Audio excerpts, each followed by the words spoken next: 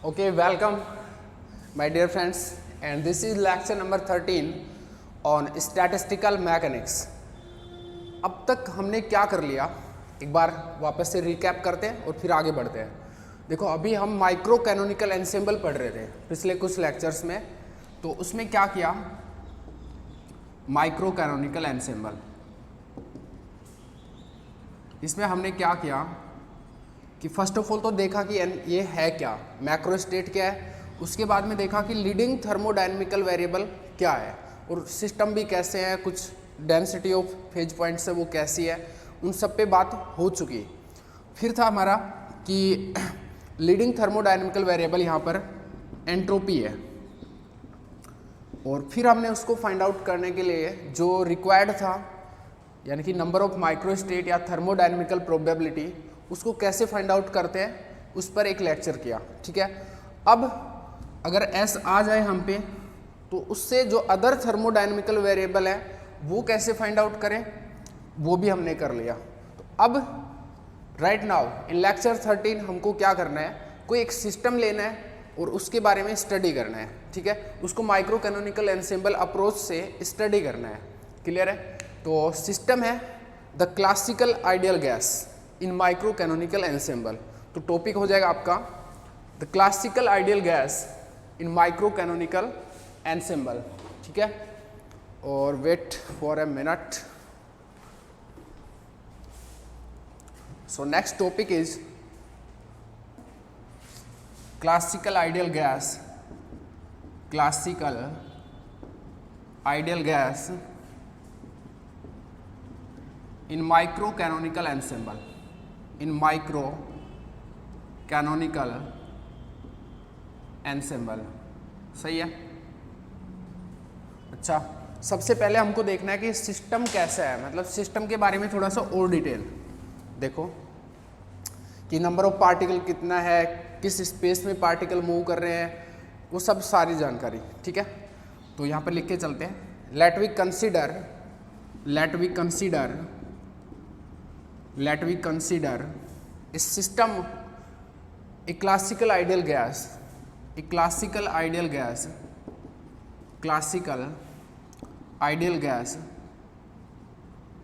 consisting n particles consisting n monoatomic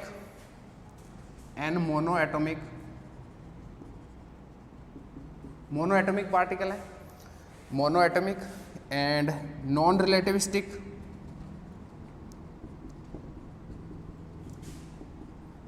और non interacting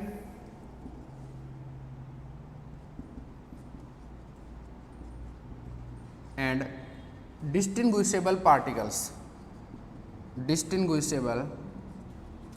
particles in a container of volume V,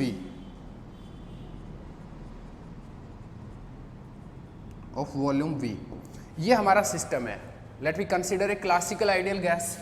तो एक container आपका volume V का, उसमें एक क्लासिकल आइडियल गैस है, ठीक है, जिसके n पार्टिकल्स हैं और वो मोनोएटॉमिक गैस है, नॉन रिलेटिविस्टिक मूवमेंट है पार्टिकल का, नॉन इंटरेक्टिंग है, मतलब आपस में जो इंटरेक्शन है वो नहीं कर रहे हैं, और डिस्टिंग्विशेबल है। ठीक है, एक बार है ना, जो सिस्टम आपने डिफाइन किया है उसके जो हर वर्डिंग है उसका मतलब समझते हैं। लाइक क्लासिकल आइडियल गैस, तो जो आइडियल वर्ड यूज हुआ है इसका मतलब समझते क्या है। देखो, क्लासिकल आइडियल गैस बोला उन्होंने, तो इसका मतलब क्या है। क्लासिकल आइडियल गैस इंडिकेट करता है कि जो पार्टिकल्स हैं, वेरियस पार्टिकल है सिस्टम में, उनका जो म्यूचुअल इंटरेक्शन एनर्जी है वो जीरो है, वो आपस में इंटरेक्ट नहीं कर रहे। आइडियल का मतलब होता है नॉन इंटरेक्टिंग पार्टिकल्स। ठीक है, वहाँ पर आपस में कोई इंटरेक्शन नहीं है। और एक चीज़ हो रहा है, ये आइडेंटिकल हो रहा है, एक वर्ड यूज कर देना, identical and distinguishable, identical and distinguishable particles. ठीक है, आइडेंटिकल, यहाँ पे कोमा लगा देना, तो आइडियल का मतलब है कि no interaction between particles, no interaction between particles, between various particles of the system, various particles in the system. System में जो वेरियस पार्टिकल उनमें कोई इंटरेक्शन नहीं है. नेक्स्ट जो वर्डिंग है वो है मोनो एटॉमिक. ठीक है, मोनो एटॉमिक मीन्स व्हाट, कि जो आपका पार्टिकल है वहां पर वो एक सिंगल स्पेसी है, सिंगल पार्टिकल है, उस कंस्टिट्यूएंट पार्टिकल नहीं है, लाइक मॉलिक्यूल नहीं है कि भाई 2-3 से बना है या डायटोमिक मॉलिक्यूल, ट्राइएटोमिक मॉलिक्यूल, इस टाइप का नहीं है.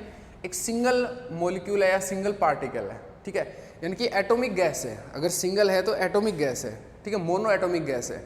लाइक हाइड्रोजन गैस हो तो एटॉमिक फॉर्म में गैस है, हाइड्रोजन गैस एटॉमिक फॉर्म में है, H2 वाली नहीं है. ठीक है, H2 नहीं है, एटॉमिक फॉर्म में है, एटॉमिक फॉर्म में. ये है मोनो एटॉमिक का मतलब. ठीक है, इससे क्या होगा, हमको क्या पता चलेगा मोनो एटॉमिक से, कि जो डिग्री ऑफ फ्रीडम है वो एक मिनट इस चीज़ के बाद में बात करेंगे. ठीक है, मोनो एटॉमिक से अभी ये समझो कि वो एटॉमिक फॉर्म में है. ठीक है, नेक्स्ट क्या है, नॉन रिलेटिविस्टिक. नॉन रिलेटिविस्टिक का मतलब क्या है, नॉन रिलेटिविस्टिक पार्टिकल्स है. इसका मतलब क्या है, उनका जो वेलोसिटी है वो लेस देन सी है. वेलोसिटी लेस देन सी है तो जो उनका काइनेटिक एनर्जी है वो क्या लिख सकते हो आप, p²/2m. ऐसे काइनेटिक एनर्जी लिखा जाएगा पार्टिकल का. ठीक है, और नॉन इंटरेक्टिंग ऑब्वियसली पहले ही क्लियर हो चुका, क्योंकि आइडियल गैस है तो नॉन इंटरेक्टिंग है. नॉन इंटरेक्टिंग मतलब interaction potential energy zero, interaction potential energy is zero.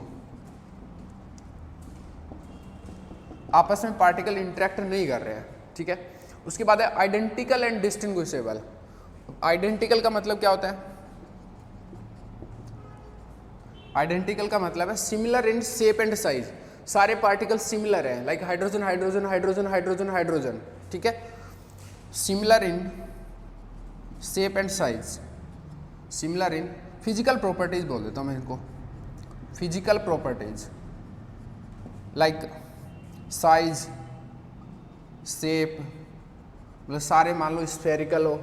ठीक है, सबका रेडियस सेम हो, इस टाइप से. साइज, रेडियस सेम हो, और शेप मतलब सारे स्फेरिकल हो, और मास सबका सेम हो, चार्ज सब पे सेम हो, इनकेस अगर हो तो. ठीक है, फिजिकल प्रॉपर्टी ये होते हैं, मास, चार्ज, साइज, शेप एटसेट्रा, ये सब सेम है. डिस्टिंग्विशेबल मीन्स व्हाट, डिस्टिंग्विशेबल का मतलब है कि आप उनको है ना ट्रेजेक्ट्री आइडेंटिफाई कर सकते हो. उनको आपको पता है कि ये कौन कहाँ पर जा रहा है, इस टाइप से ट्रेजेक्ट्री उसको जो मतलब उसको through out the trajectory trace कर सकते हो. पार्टिकल का मूवमेंट हो रहा होगा वहाँ पर, तो जो एक ट्रेजेक्ट्री है उसके थ्रू आउट आप उसको ट्रेस कर सकते हो. ये है डिस्टिंग्विशेबल का मतलब आप लेबलिंग कर सकते हो.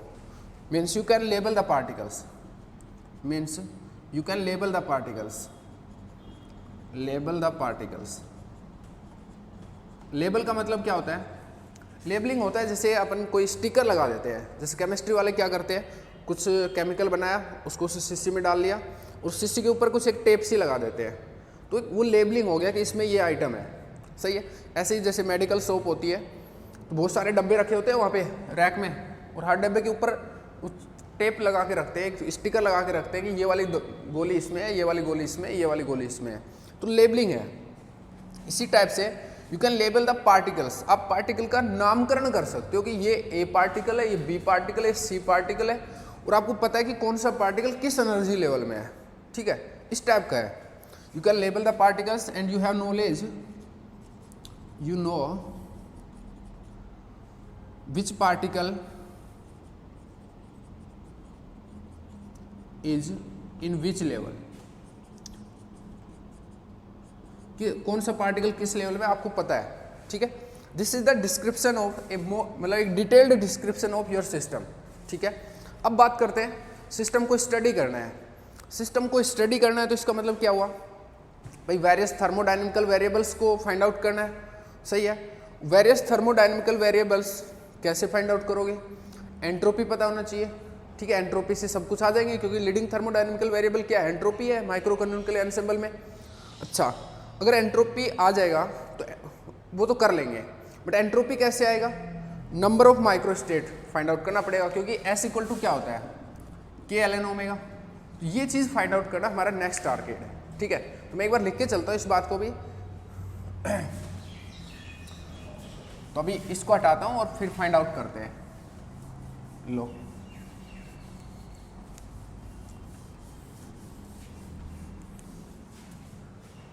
since we have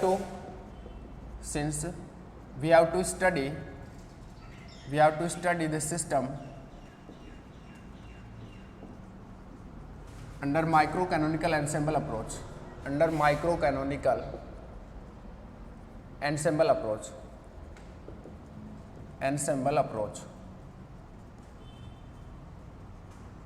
and for that we have to find entropy and other thermodynamical variables, and for that we have to find leading thermodynamical variable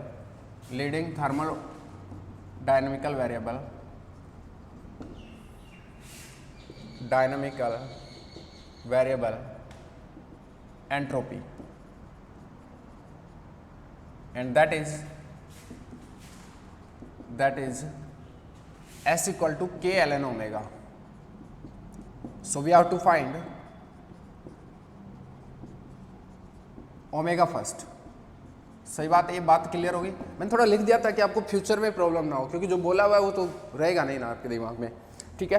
तो number of micro state find out करना है। अब number of micro state क्या होता है भाई? Number of micro state क्या होता है? उसका फॉर्मूला क्या है? DQ। एक चीज़ और रह गई यार यहाँ पे, एक बात को मैं भूल गया। इन्हें कंटेनर ऑफ वॉल्यूम V, जो आपके पार्टिकल है वो कंटेनर ऑफ वॉल्यूम V में है। तो जो मैंने वो सिस्टम को डिस्क्राइब किया था ना, वहाँ पे एक चीज़ और लिखना, कंटेनर ऑफ वॉल्यूम V का मतलब क्या है यहाँ? कंटेनर ऑफ वॉल्यूम V,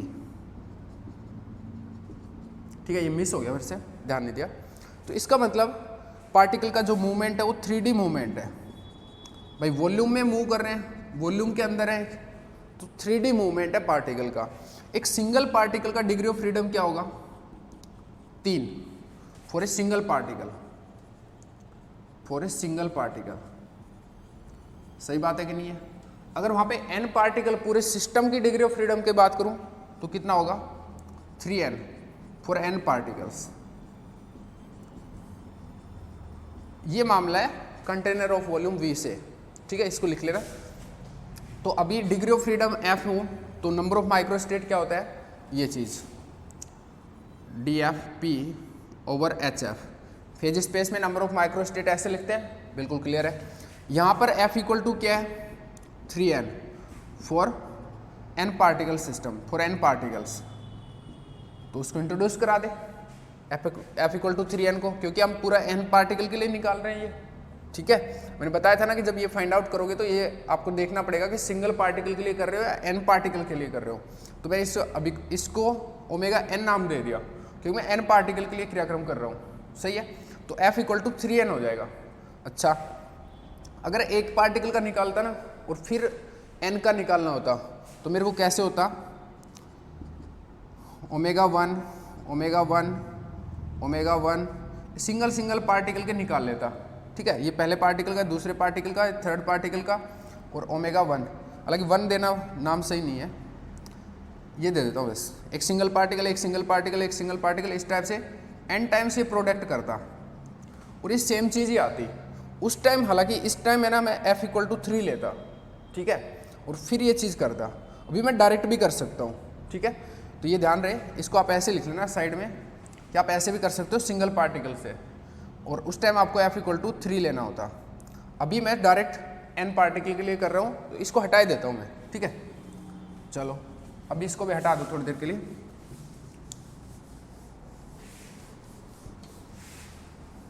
आ जाओ। तो ओमेगा n क्या हो जाएगा यहाँ पर? D3n Q D3n P divided by h का पावर 3n। अब हमको देखना कि ये चीज़ क्या हो जाएगी और ये चीज़ क्या हो जाएगी। चलो देखो, पहले इसको देखो कि d3n क्यू क्या हो जाएगा। देखो d3q क्या है भाई, कोऑर्डिनेट स्पेस में d3q का मतलब क्या है, पूरा वॉल्यूम dx dy dz का इंटीग्रेशन है ये, सही है कि नहीं है। इसका मतलब क्या हुआ, ये पूरा वॉल्यूम है और इस पे n और है, d3 क्यूब के ऊपर n और है, तो ये चीज़ क्या हो जाएगा v की पावर n। बिल्कुल सही बात है। अच्छा, सिमिलरली यहाँ पर इसको क्या लिख सकते हैं अपन, इसको देखो, ये है p स्पेस में वॉल्यूम, और जो कि आप 3n डायमेंशनल स्पेस के लिए जो एक स्फीयर बनेगा उसका वॉल्यूम है ये। तो this is volume in d equal to 3n dimension, volume in 3n dimensional space.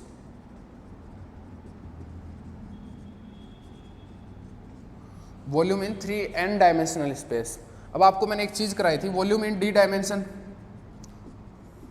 Dimensional space. एक जनरल वॉल्यूम कैसे लिखा जाता है, ये एक टॉपिक करवाया मैंने बेसिक में, ठीक है। तो general volume in d dimensional space कैसे लिखा जाता है,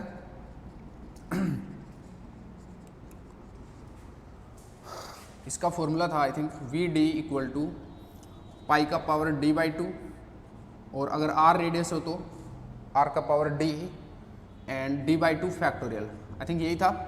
तो r यहाँ पर रेडियस है। अभी राइट नाउ आपका जो ये चीज़ फाइंड आउट करनी है, ठीक है। तो d इक्वल टू तो क्या हो गया आपका 3n, और r इक्वल टू क्या हो गया p, क्योंकि मोमेंटम स्पेस में काम कर रहे हो, तो क्या हो जाएगा,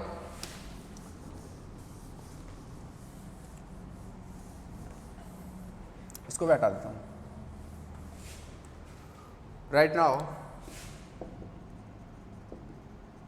d इक्वल टू 3n, क्योंकि मोमेंट, और r equal to p momentum, ठीक है। तो वी डी क्या हो जाएगा, या फिर मैं बात करूँ ये चीज़ क्या हो जाएगा, d3n p क्या हो जाएगा, पाई का पावर d/2, पाई का पावर 3n/2, r यानी कि p का पावर d बोले तो 3n डिवाइडेड बाय 3n/2 का फैक्टोरियल, 3n/2 का फैक्टोरियल, सही है। अच्छा, अब ये पूरा लिखते हैं कि नंबर ऑफ माइक्रोस्टेट क्या हो जाएगा, इसको और ये इसको दोनों फाइंड आउट कर लिया, इसको इंट्रोड्यूस कराते हैं। So number of microstate for the whole system n will be v का पावर n ओवर h का पावर 3n, ठीक है। और इसका मतलब हो गया ये, तो पाई का पावर 3n/2 एंड p का पावर 3n, और ये है 3n/2 का फैक्टोरियल, सही है। अब हमारा काम फिनिश हो गया है बाकी चीज़ों का, नंबर ऑफ माइक्रोस्टेट आ गया। अब लिखते हैं एंट्रोपी, ठीक है। येलो इसको हटा दिया।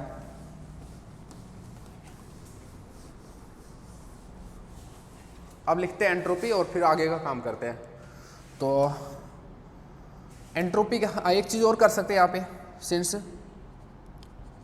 एनर्जी ऑफ पार्टिकल क्या है, energy of a single particle क्या है,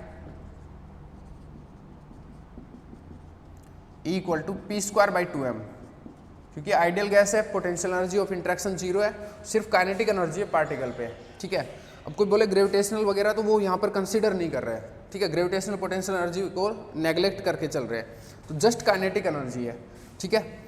तो अब यहाँ से एक चीज़ आप ये भी लिख सकते हो, p इक्वल टू क्या आपका √2me, यहाँ से फाइंड आउट कर सकते हो।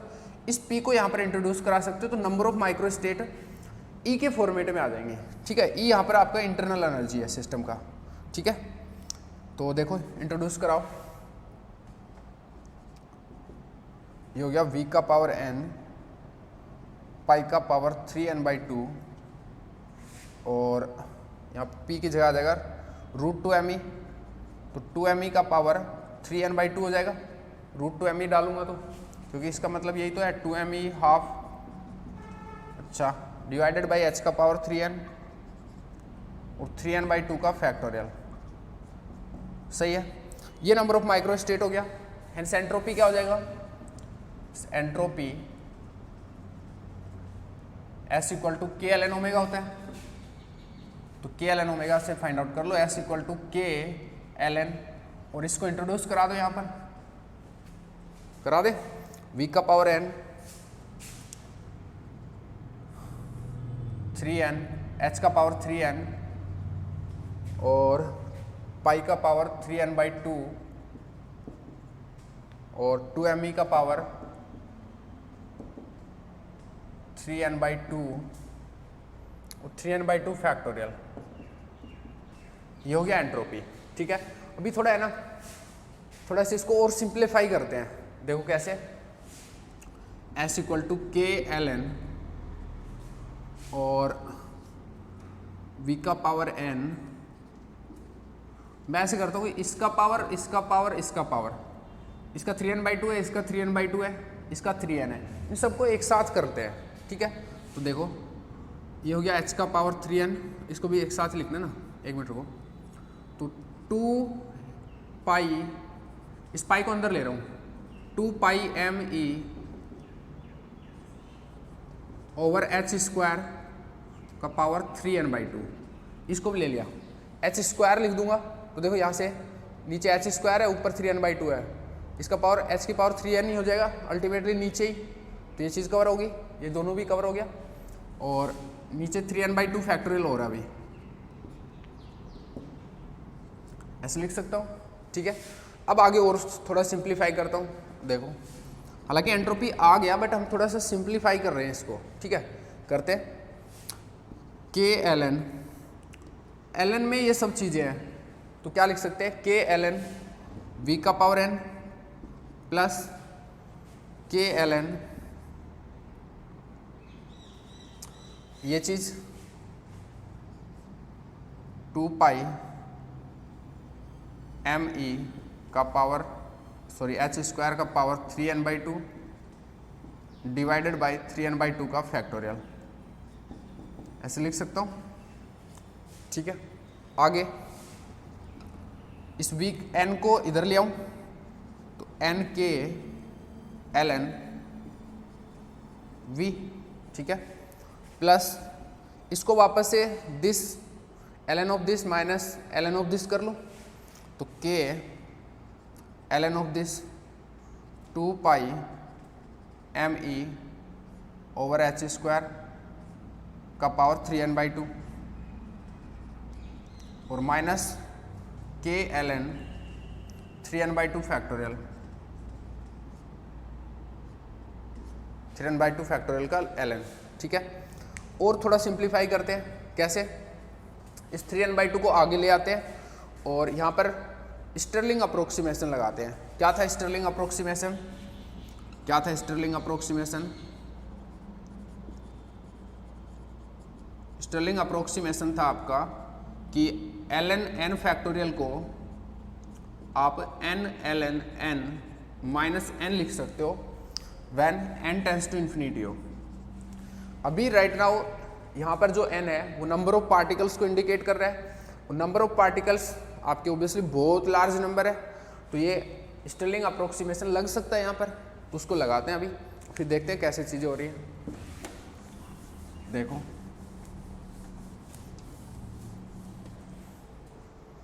S equal to k l n, sorry n k l n v, n k l n v plus 3/2 n k, इसको फैक्टर को, सॉरी इस फैक्टर को मैं आगे लेके आ रहा हूँ, तो 3/2 एन के हो जाएगा, यहाँ पर के ऑलरेडी था, l n of 2 pi m e by h square, 2 pi m e over h square. ठीक है, माइनस दिस थिंग, माइनस के, और ln 3n/2 को इसको क्या लिख सकते हो, यहाँ पे लिखता हूँ इसको, माइनस के 3n/2 ln of 3n/2 minus 3n/2, ये स्टर्लिंग अप्रोक्सीमेशन लगा दिया, n ln n minus n, तो 3n/2 ln 3n/2 minus 3n/2, यही है 3n/2 ln 3n/2 minus 3n/2। Clear है? चलो अभी आगे देखते हैं। इस माइनस को अंदर इंट्रोड्यूस कराते हैं, थोड़ा खोलते हैं इसको, देखो क्या हो जाएगा। n के ln v प्लस 3/2 n के ln of 2 pi me over h square. सही है? और इसको खोलते हैं, माइनस 3/2 n के ln ऑफ 3n/2। ठीक है? और माइनस माइनस प्लस 3/2 n के। ठीक है? अभी वेट करो थोड़ा सा, आता हूँ 1 मिनट में। और आगे थोड़ा सा ये हो गया है ना, चलो 1 मिनट रुको, लेक्चर ही खत्म कर देता हूँ। ये एक्सप्रेशन है एंट्रोपी के लिए। और एक चीज़ यहाँ पे एक और कर सकते हैं, वो ये है कि इसको और इस टर्म को दोनों को कंबाइन कर लें। ठीक है? वो लास्ट एक्सप्रेशन हो जाएगा s इक्वल टू n के ln ऑफ v प्लस यहाँ से दोनों से 3n/2 के कॉमन आ गया। ठीक है? और ln of this minus ln of this, ln of 2 pi me over h square divided by this, तो 3n/2। सही है? प्लस ये है फैक्टर 3/2 n के। अब इसको थोड़ा और सिंपल कर लें, s इक्वल टू n के ln v। यार 1 मिनट रुक ही जाओ, ये आगे भी करना पड़ेगा थोड़ा, अभी मेरे को वेट कर लो 1 मिनट।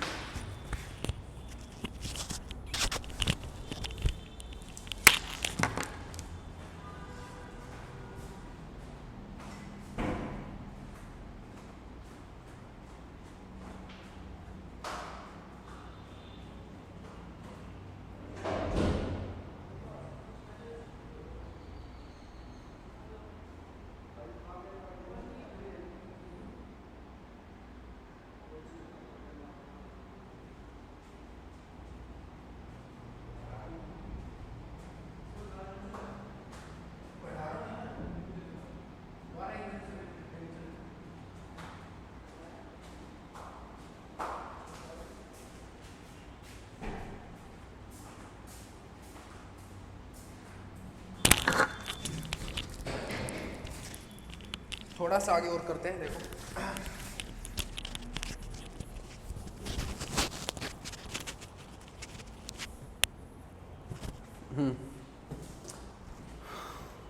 इसको सेट करते हैं थोड़ा सा, ये सही है यहाँ तक। प्लस 3/2 n के ln 2 to 4 हो जाएगा, 4 पाई me over 3n h square plus 3/2 n के। ठीक है? ये आप पे एंट्रोपी आ गया। ठीक है? इक्वेशन 1 दे देता हूँ मैं इसको। ठीक है? अब एंट्रोपी आ गया, तो अदर थर्मोडायनेमिकल वेरिएबल्स को फाइंड आउट करना हमारा टारगेट है। तो चलो करते हैं भाई। स्टडी करने का मतलब यही तो होता है, सिस्टम को स्टडी करना मतलब उसके अदर थर्मोडायनेमिकल वेरिएबल्स को फाइंड आउट करना। तो लेट फर्स्ट टेम्परेचर करते हैं। ठीक है? और ये कैसे फाइंड आउट होते हैं?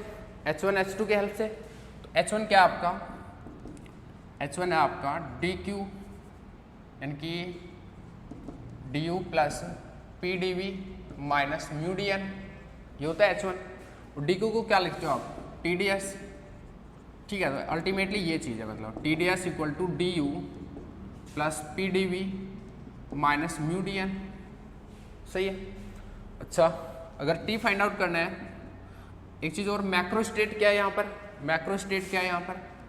सिस्टम का मैक्रो स्टेट क्या है, मतलब जो एनसेम्बल आपने डिफाइन कर रखा है उसका मैक्रो स्टेट क्या है? NVE। तो हमको क्या करना होता है, इन सब के रेस्पेक्ट में डेरिवेटिव्स लेने होते हैं। ठीक है?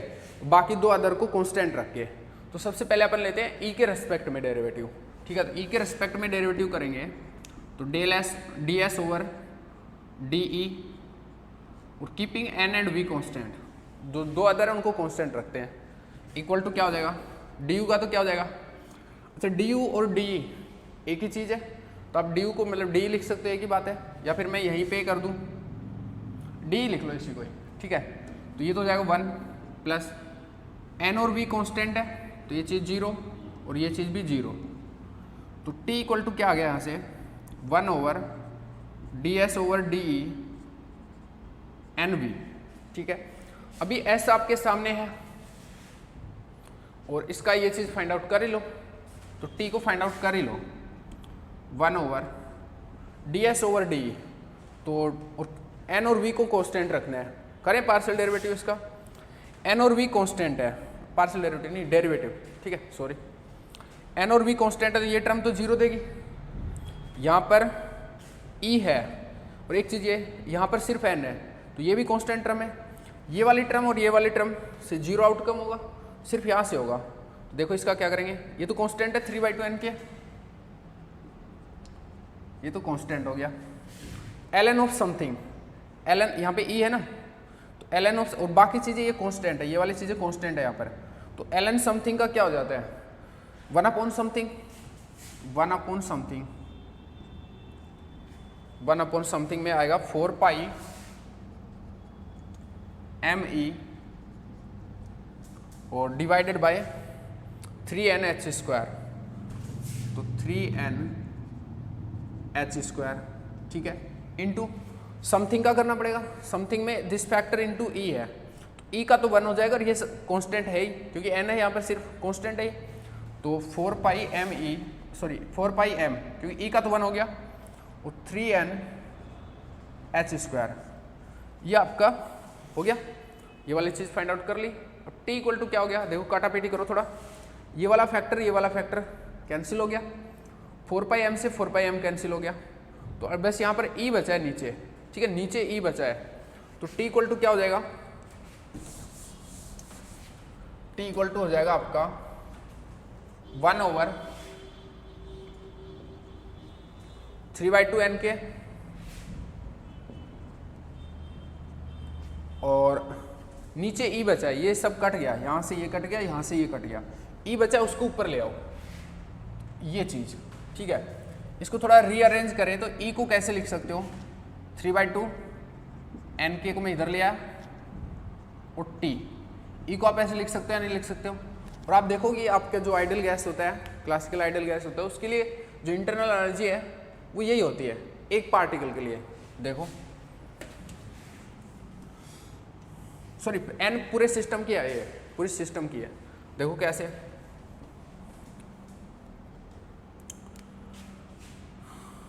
E इक्वल टू, अभी आपका जो इक्विपार्टीशन थ्योरम है वो क्या बोलता है कि हाफ KT कंट्रीब्यूशन होता है हर एक डिग्री ऑफ फ्रीडम में, ठीक है। अगर मैं एक सिंगल पार्टिकल की बात करूँ तो सिंगल पार्टिकल के लिए ये आपका इंटरनल एनर्जी लिखने का वे है, और यहाँ पर F इक्वल टू क्या है 3 एक सिंगल पार्टिकल के लिए, तो 3 इंटू हाफ KT, और n पार्टिकल की बात करें तो n इंटू एक पार्टिकल का, तो ये चीज़ हो गया नहीं हो गया, और ये चीज़ और ये चीज़ सेम ही तो है, तो यहाँ पर ये इंटरनल एनर्जी ऑफ सिस्टम है, ठीक है। अभी अगर मैं इस E को यहाँ पर इंट्रोड्यूस करा दूँ तो फिर ये एक्सप्रेशन क्या बदलेगा, कैसे हो जाएगा उसको देखते हैं, ठीक है। चलो ये हो गया आपका।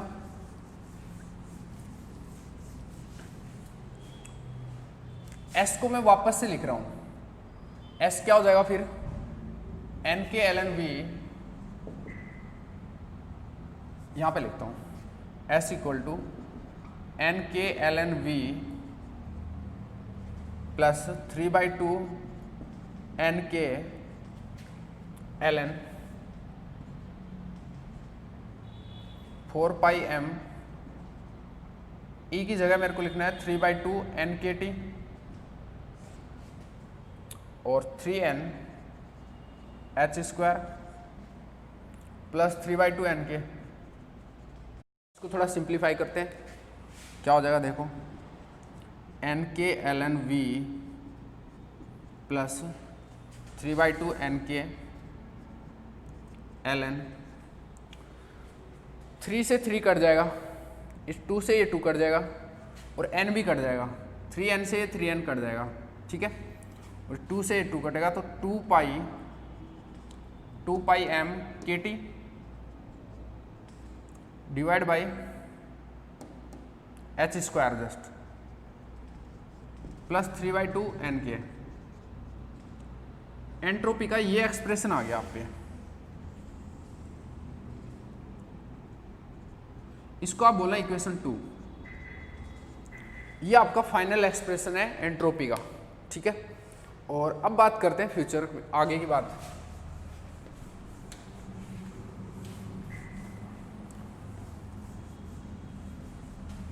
अब सुनो माहौल की बात, ठीक है।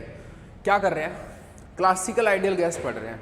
क्लासिकल आइडियल गैस को स्टडी करने का मतलब है वेरियस थर्मोडायनेमिकल वेरिएबल्स को फाइंड आउट करना। हमने एंट्रोपी फाइंड आउट कर लिया, उसके बाद में हमने टेम्परेचर निकाला, ठीक है, उसको वापस से रीयूज कर लिया। और एंट्रोपी का एक्सप्रेशन ही हमारा अल्टीमेट टारगेट था, और वो हमने एक थोड़ा सा सही सी फॉर्म में लिख लिया, ठीक है। अब इस पे इतना ज़्यादा फोकस क्यों कर रहे हैं एंट्रोपी पे? एक्चुअल में ये है कि जो आपने एक्सप्रेशन फाइंड आउट किया है वो थोड़ा सा गलत है, ठीक है। गलत कैसे है उसको मैं अभी दिखाता हूँ। और वो गलत होने की वजह से ही मैं जो अदर थर्मोडायनेमिकल वेरिएबल हैं उनको अभी फाइंड आउट नहीं कर रहा हूँ इससे, ठीक है। जो अदर थर्मोडायनेमिकल वेरिएबल है उनको अभी फाइंड आउट नहीं कर रहा हूँ। लाइक जो एंथैल्पी फैंथैल्पी है सब कुछ मैंने छोड़ दिया, सिर्फ एस पे ही अपने आप को रोक रहा हूँ। तो गलत क्या है उसको पहले देखते हैं। और देखो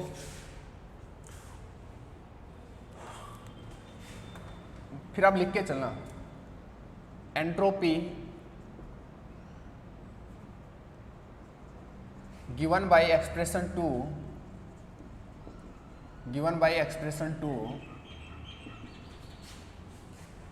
ये given by expression in equation 2 is not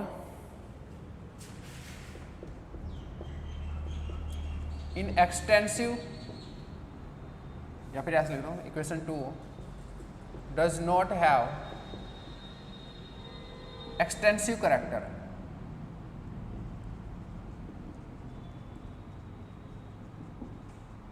क्या मुद्दा है? एंट्रोपी एक एक्सटेंसिव प्रॉपर्टी है, बट इक्वेशन 2 जिस ये है इसमें जो एंट्रोपी का एक्सप्रेशन है वो एक्सटेंसिव कैरेक्टर को स्वैप नहीं कर रहा, ठीक है। जो इक्वेशन एंट्रोपी का एक्सटेंसिव कैरेक्टर होता है कि जो अगर साइज बढ़ा है सिस्टम का तो एंट्रोपी भी उसी प्रोपोर्शन में बढ़ जाएगी, तो वो वाली चीज़ यहाँ पर स्वैप नहीं हो रही है, ये इसके साथ में प्रॉब्लम है, ठीक है। तो entropy given in expression by expression in equation 2 does not have extensive character means, एक बार अच्छे से लिखते हैं यार, इस बात को रुको ऐसे लिखते हैं, थोड़ा सा माहौल बना के लिखते हैं। The obtained expression for entropy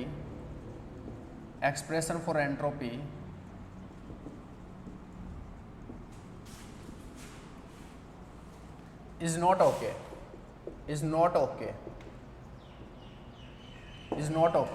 because it doesn't show up extensive character of entropy.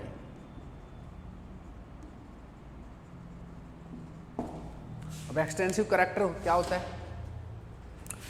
Extensive character ये होता है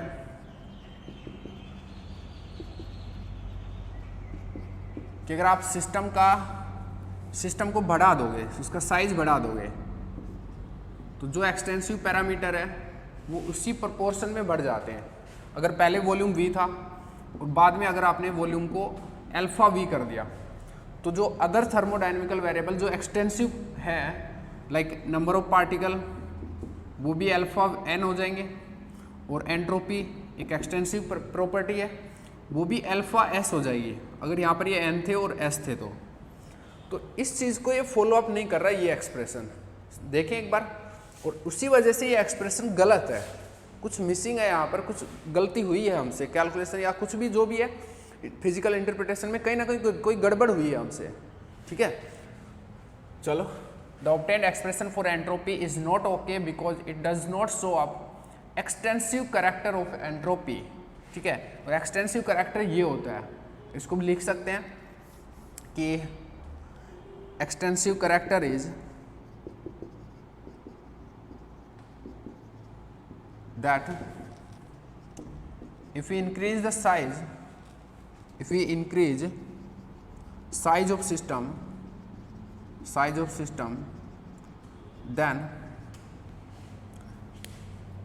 then entropy should increase, entropy and other extensive parameter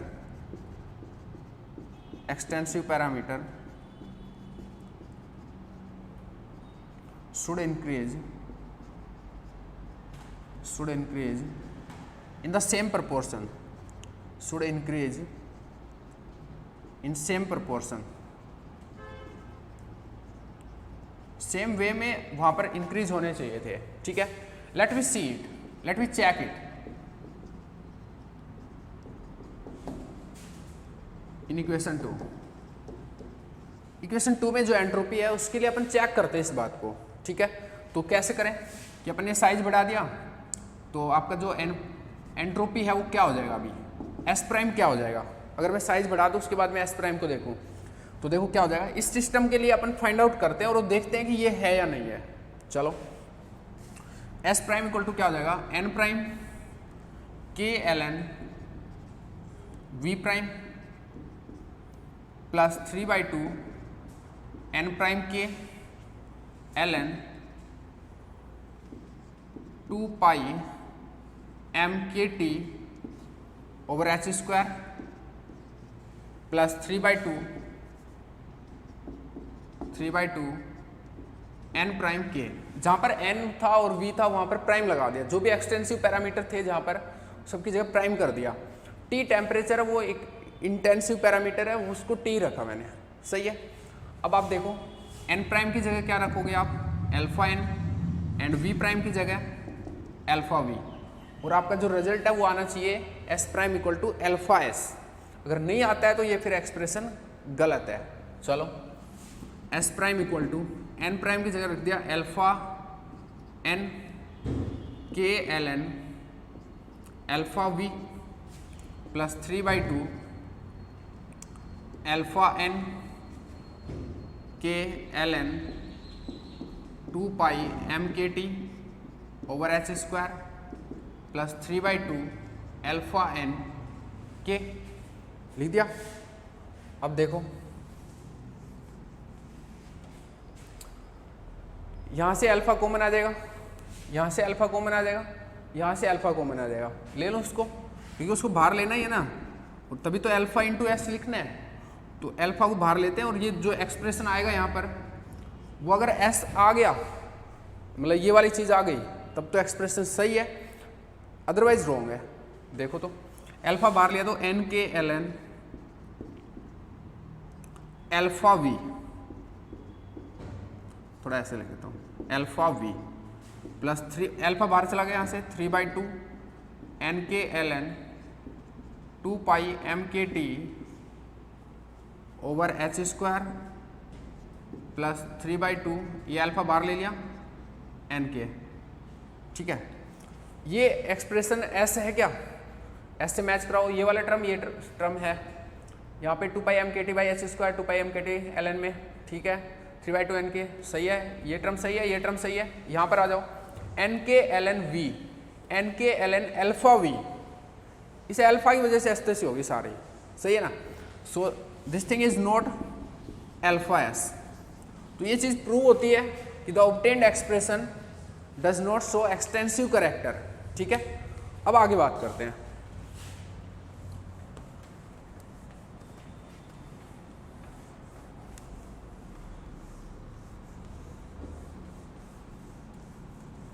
ठीक है, आगे बात करते हैं कि ये जो प्रॉब्लम है कि इक्वेशन 2 में जो एक्सप्रेशन है एंट्रोपी का वो गलत है, इसको एक और महाजन है जिन्होंने एक अच्छे वे में, मतलब एक दूसरे वे में एनालाइज किया कि ये चीज़ गलत है, ठीक है। मैं लिख के चलता हूँ, equation 2 is wrong, this fact was analyzed by Gibbs in a different वे।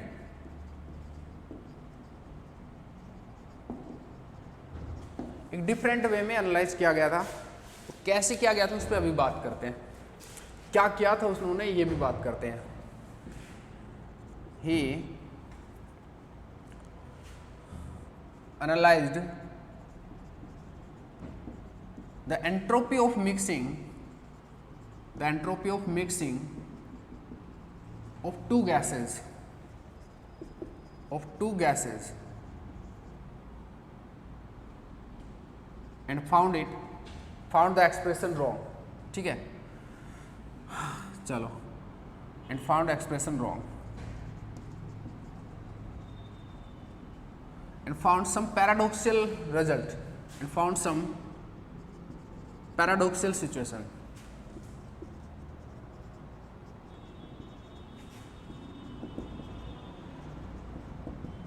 क्या सिचुएशन थी उसको भी अभी देखते हैं। And that was known as Gibbs paradox. ठीक है, that situation was known as Gibbs paradox and that situation was known as and that thing was known as, या इज भी कर दो, अभी भी जानी जाती है, is known as Gibbs paradox. तो अभी जो नेक्स्ट टॉपिक है वो क्या हो गया हमारा, गिब्स पैराडॉक्स। और उसको आप ऐसे बोल सकते हो, एंट्रोपी ऑफ मिक्सिंग, यहाँ पर टॉपिक डालना अब, entropy of mixing and Gibbs paradox. Topic आपको बिल्कुल क्लियर है। पहले गिब्स एंट्रोपी ऑफ मिक्सिंग को देखेंगे, टू गैसेस की क्या होती है, और फिर उसको गिब्स पैराडॉक्स जो भी वहाँ पर अराइज हुआ है उसको देखेंगे। चले मूव करें, चलो।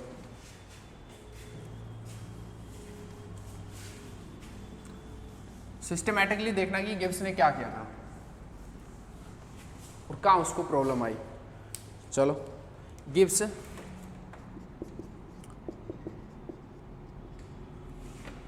analyzed mixing of two different gases at same initial temperature। Gibbs analyzed mixing of two different gases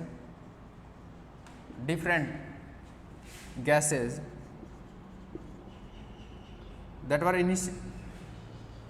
were at initial same temperature, at same temperature initially।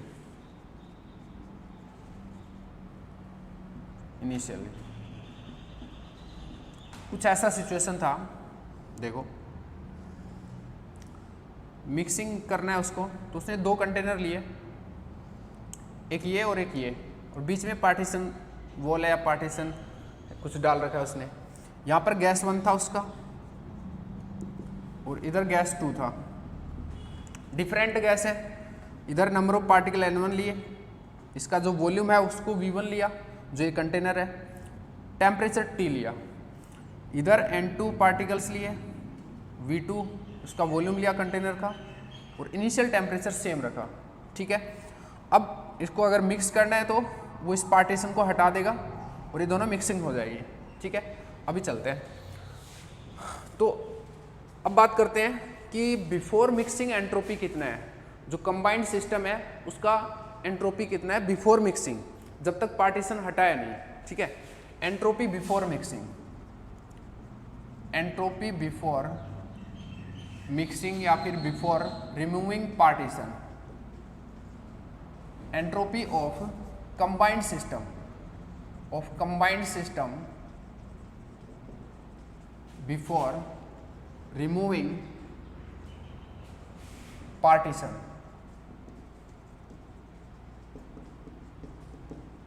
और बिफोर मिक्सिंग भी बोल सकते हो आप, है ना। मिक्सिंग जब हुई उससे पहले एंट्रोपी कितना है। ठीक है, तो एंट्रोपी कितना हो जाएगा, S इक्वल टू हो जाएगा S1 प्लस S2। भाई कंबाइंड सिस्टम की बात कर रहे हैं, एंट्रोपी एडिटिव इन नेचर होती है, तो अगर पूरे कंबाइंड सिस्टम की बात करें तो सिस्टम 1 और सिस्टम 2 दोनों की जोड़ दो। ये ऐसे क्यों लिखा मैंने, because entropy is additive in nature. Additive होती है कि नहीं होती, इस वजह से लिखा। तो देखो कितना हो जाएगा, S ये हो जाएगा आपका S1 इससे देगा और S2 भी इसी से देगा, दोनों को जोड़ दे, लिखो। वन सिस्टम के लिए N1 हो जाएगा N की जगह N1 K ln V1 volume है 1 के लिए plus 3/2 NK N1 K ln 2 pi MKT 2 pi M1 KT 2 pi M1 KT by H square. M1 इसलिए कि ये डिफरेंट गैस है, यहाँ पर जो नंबर पार्टिकल है वो मास M1 है, यहाँ पर जो पार्टिकल है उनका मास M2 है, क्योंकि डिफरेंट गैस है ये, सही बात है। और प्लस 3/2 N1 के, सही है।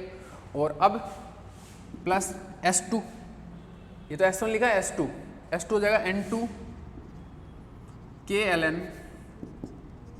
N2 K ln V2 plus 3/2 N2 K ln 2 pi M2 KT, M2 हो जाएगा यहाँ पे H स्क्वायर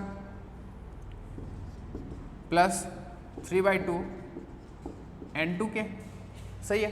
ये तो होगी बिफोर मिक्सिंग, जब तक पार्टीशन हटाया नहीं है आपने। अब पार्टीशन को रिमूव कर देते हैं और जो फिर एक पूरा सिस्टम बनेगा उसकी मैक्सिंग मतलब वो एंट्रोपी देखते हैं इसी फॉर्मूले से, और फिर देखते हैं क्या सीन है वहाँ पे।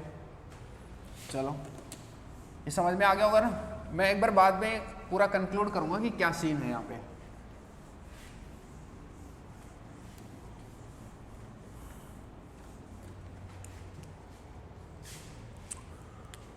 Now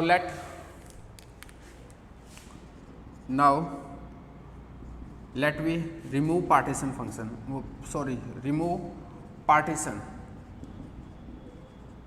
wall बोल देते हैं। partition wall को हटा दो, mixing will then so mixing will occur,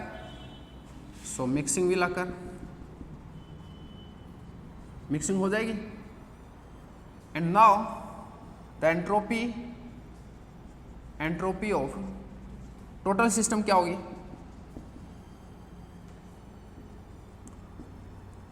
भाई हटा दोगे तो क्या सीन बन जाएगा ये। अब चाहो तो यहीं पे बना सकते हो इस डायग्राम को, ऐसे इस टाइप का डायग्राम हो जाएगा अभी कि N1 प्लस N2 और V1 प्लस V2 इस टाइप से, और एक पूरा एक यहाँ पर दोनों गैस मिक्स हो गई है, ठीक है। कुछ गैस A के पार्टिकल है, कुछ गैस B के पार्टिकल है, ठीक है। अच्छा, तो एंट्रोपी जो टोटल है सिस्टम है उसको ST से डिनोट कर रहा हूँ, क्या हो जाएगी, इसी फॉर्मूले से लिखेंगे। N K ln V, N क्या हो जाएगा N1 plus N2, K ln V क्या हो जाएगा V1 plus V2 plus 3/2 N। अब N की जगह मैं N1 प्लस N2 लिख देता, ठीक है, बट यहाँ पर M है, तो यहाँ पर जो गैस है वो भाई दोनों पार्टिकल ही तो M1 वाले भी हैं और M2 वाले भी हैं, तो मेरे को यहाँ पर दोनों के लिए अलग अलग लिखना पड़ेगा। मतलब एक बार तो ऐसे पार्टिकल के लिए लिखना पड़ेगा, फिर दूसरी बार दूसरे पार्टिकल के लिए लिखना पड़ेगा इनके लिए। तो N1 प्लस N2 नहीं लिखूंगा यहाँ पे, N1 लिखूंगा यहाँ पे 3/2 N1 K ln 2 pi M1 KT। अगर मास सेम होता ना, सेम गैस होती, तब तो मैं यहाँ पे N1 प्लस N2 लिख देता। वो एक ही चीज़ है, अब बाद में जोड़ लो पहले जोड़ लो, ठीक है। तो 2 pi M1 KT H square plus 3/2 N2 K ln 2 pi M2 KT over H square plus ये जो लास्ट टर्म है यहाँ पर क्या हो जाएगा 3/2 N1 प्लस N2 K, ठीक है। अब देखो आगे, वैसे मेन चीज़ है ना वो ये है कि वॉल्यूम है ना V1 प्लस V2 हो गया, N1 N2 वहाँ पर पार्टिकल्स हैं। अगर यहाँ मास अलग है तो इस वजह से मेरे को N1 N2 लिखना पड़ा। अगर मास सेम होता तो कोई दिक्कत नहीं होती, क्योंकि बाद में जुड़ के वो यही चीज़ बनता, ठीक है, इसमें कोई दिक्कत नहीं होनी चाहिए। यहाँ पर भी सेम आप अलग अलग भी लिख सकते थे, ऐसे लिख सकते थे +3/2 N2 के, या फिर एक साथ लिख दो कि N1 + N2 रिजल्ट आएगा ये इस टाइप से। ठीक है, अभी घटाते हैं, जो एंट्रोपी ऑफ मिक्सिंग है वो देखते हैं क्या होगी।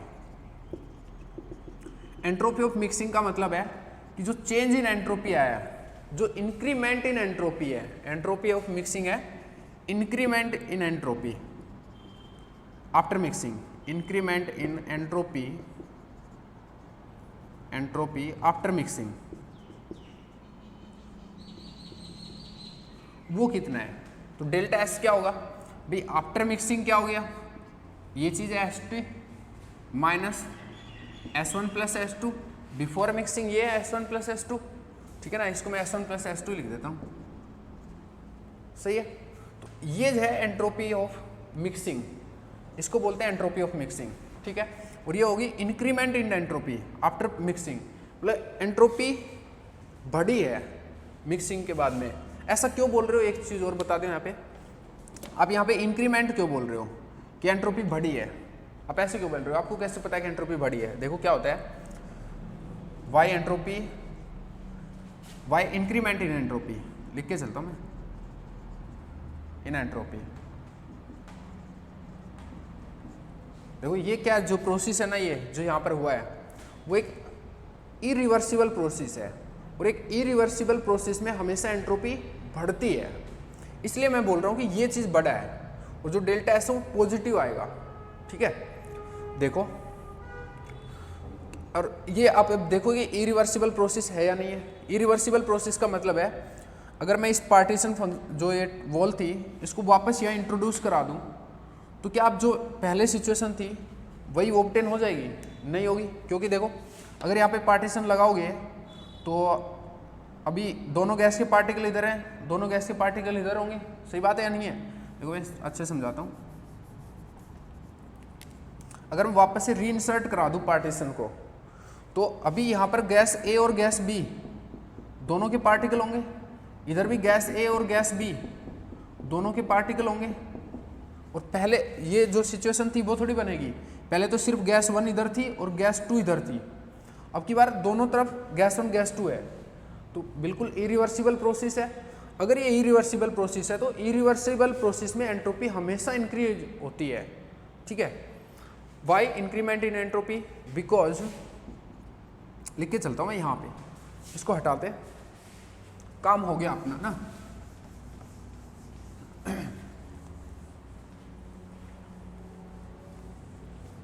टेंशन मतलब मैं इसको रिवाइज कराऊंगा एक बार अच्छे से दोबारा से, एक बार समझ लो, पूरा डेरिवेशन समझ लो। Why increment in entropy because after reinsert, because this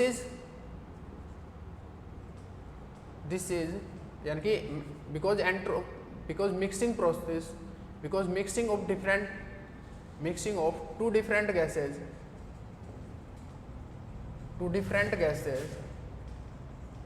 is a irreversible process, is a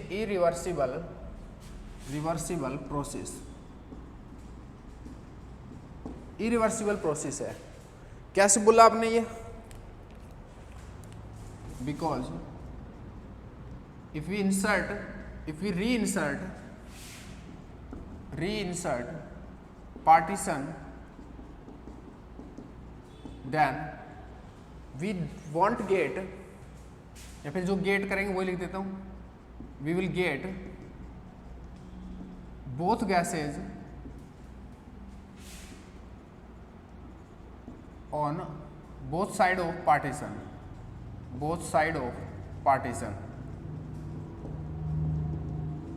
कहने का मतलब ये है कि अगर आप रीइंसर्ट कराओगे तो इधर गैस 1 और गैस 2 दोनों होंगे, और इधर भी गैस 1 गैस 2 दोनों के पार्टिकल होंगे, and obviously this is not the initial situation, क्योंकि गैस 1 इधर था, गैस 2 इधर था, बिल्कुल इरिवर्सिबल प्रोसेस हुआ ना। इरिवर्सिबल मतलब सेम ऑब्टेन ना कर पाओ, हैंस इट्स इरिवर्सिबल प्रोसेस।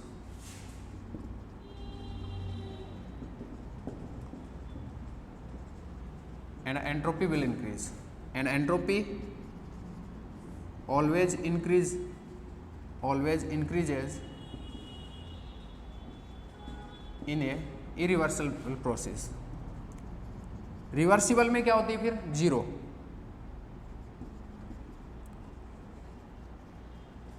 ये ज्ञान के लिए लिख देते हैं कि for a reversible process entropy is zero.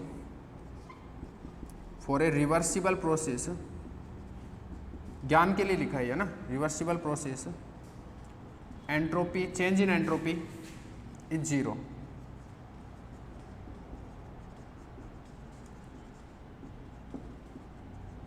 Thermodynamics के रिजल्ट है, ठीक है। अब बात करते हैं कहाँ पे आगे, entropy of mixing find out करना है, ठीक है। वो पॉजिटिव होती है, होगी, इंक्रीमेंट हुआ है एंट्रोपी में, इस पे बात हुई है थोड़ी सी। क्यों हुआ है? क्योंकि ये रिवर्सिबल प्रोसेस है, उसको समझाया। अब इसको फाइंड आउट करते हैं, ठीक है। इन सबको हटाता हूँ मैं, और अब सिर्फ और सिर्फ इस पे मेरा ध्यान है। ओह माय गॉड, मैंने वो एक्सप्रेशन मिटा दिया, बट मुझे याद है, ठीक है। आपको देख लेना वहाँ से, और मैं लिख दूंगा, कोई दिक्कत नहीं है। ये चीज़ फाइंड आउट करना है मेरे को। एस टी तो लिखा रहने देता हूँ, क्या था यहाँ पे, +3/2 N2K।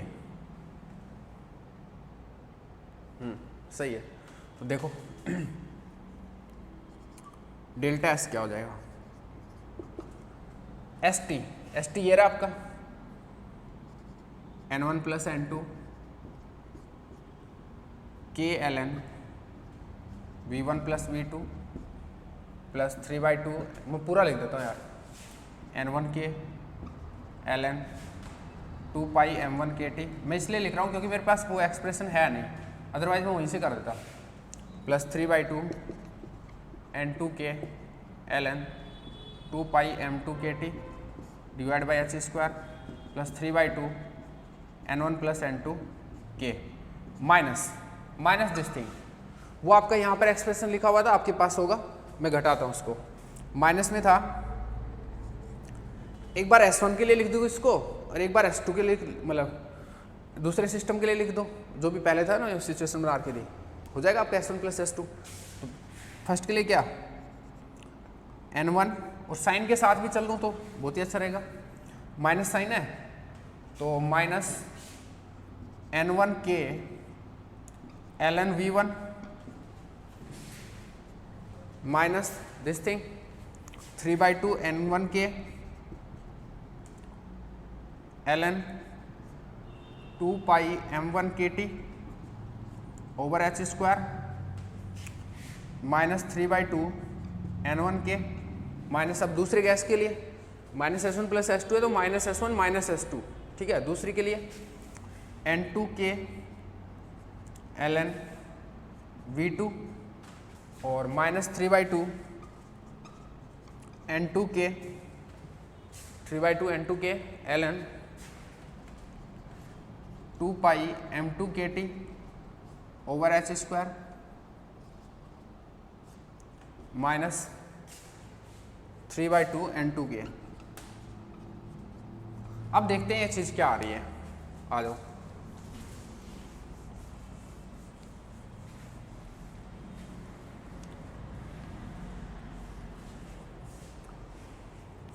यह है आपका delta s equal to N1 + N2 K LN V1 + V2। क्या ये किसी से कटेगा? नहीं कटेगा, इन टर्म्स से नहीं कटेगा, ये इससे और इससे, ठीक है। तो दिस थिंग पहले काट लेते हैं, जो भी कट रहा हूँ। ये वाली चीज़ कटेगी, देखो ये रहा, यहाँ पर ये वाली चीज़ भी कट गई, ये रहा। और ये जो है 3/2 N1 + N2K, ये भी कट जाएगा इसके साथ में, देखो ये और ये, ठीक है। ये -3/2 N1K, जो कि आपको इसको खोलोगे तो यही होगा, और ये भी -3/2 N2K, ये दोनों मिलके ये चीज़ बनाएंगे माइनस में, तो ये कट जाएगा। अब जो बच गया उसको लिखते हैं, N1 + N2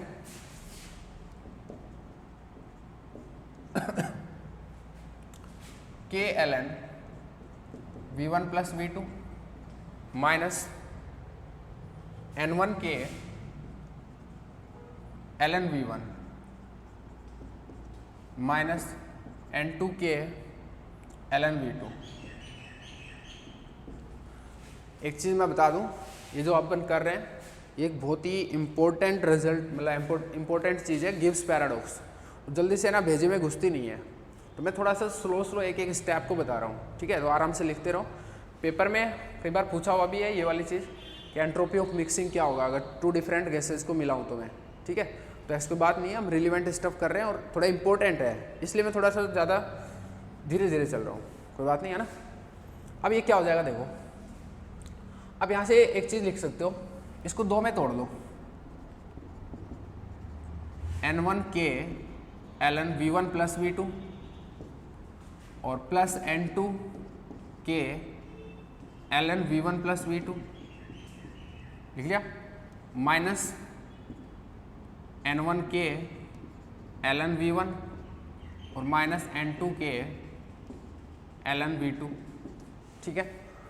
अभी इस टर्म को और इस टर्म को कंबाइन कर लेता हूँ और इस टर्म को और इस टर्म को कंबाइन कर लेता हूँ, तो डेल्टा S क्या हो जाएगा,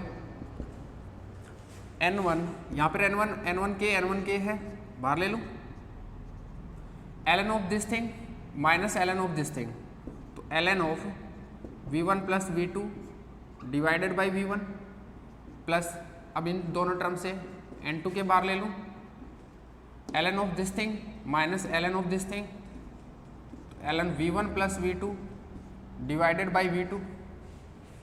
तो ये एक्सप्रेशन आया आप पे एंट्रोपी ऑफ मिक्सिंग का, टू डिफरेंट गैसेज का। और आप देख सकते हो कि ये चीज़ पॉजिटिव है और ये पॉजिटिव आनी चाहिए थी, ठीक है। तो यहाँ पर उसको कोई दिक्कत नहीं हुई, गिब्स को अभी वो जो सिचुएशन है पैराडॉक्सियल सिचुएशन, वो ऐसा कुछ नहीं है, क्योंकि ये प्रिडिक्शन के अकॉर्डिंग है भाई, delta S should be positive और यहाँ पर पॉजिटिव रिजल्ट आया, तो उसके दिमाग में कोई खरपतवार हुई नहीं इसको लेके, उसके दिमाग में कोई गलत आइडिया नहीं आया इस एक्सप्रेशन को लेके। उसने देखा कि हाँ यार ये सही है यार, डेल्टा S पॉजिटिव आना चाहिए था, पॉजिटिव आ रहा है, क्योंकि इरिवर्सिबल प्रोसेस है, ठीक है। तो अब उसने ना कुछ और किया, फिर वहाँ पर उसको कुछ गलत सीन दिखा, और वो है गिब्स पैराडॉक्स, ठीक है। उस पर अभी आते हैं, पर ये चीज़ें लिख के चलना पड़ेगा, अदरवाइज ना हमारे दिमाग में पिक्चर सेट नहीं होगी, ठीक है। अब उसको ना उससे पहले एक चीज़ और करते हैं, ये एक्सप्रेशन हो गया, एक चीज़ और करते हैं, देखो इसको हटाता हूँ मैं, सारी चीज़ों को लिख लेना आराम से, तुम भी कर सकते हो इस एक्सप्रेशन, मतलब ये चीज़ें फाइंड आउट कर सकते हो, कोई दिक्कत नहीं है, स्टेप बाय स्टेप चलना है बस।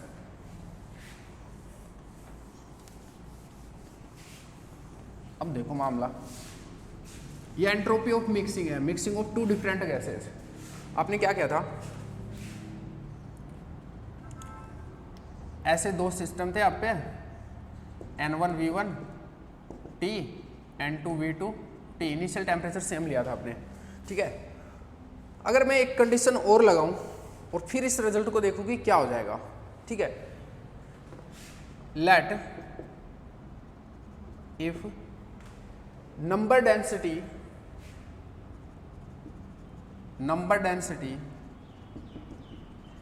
be same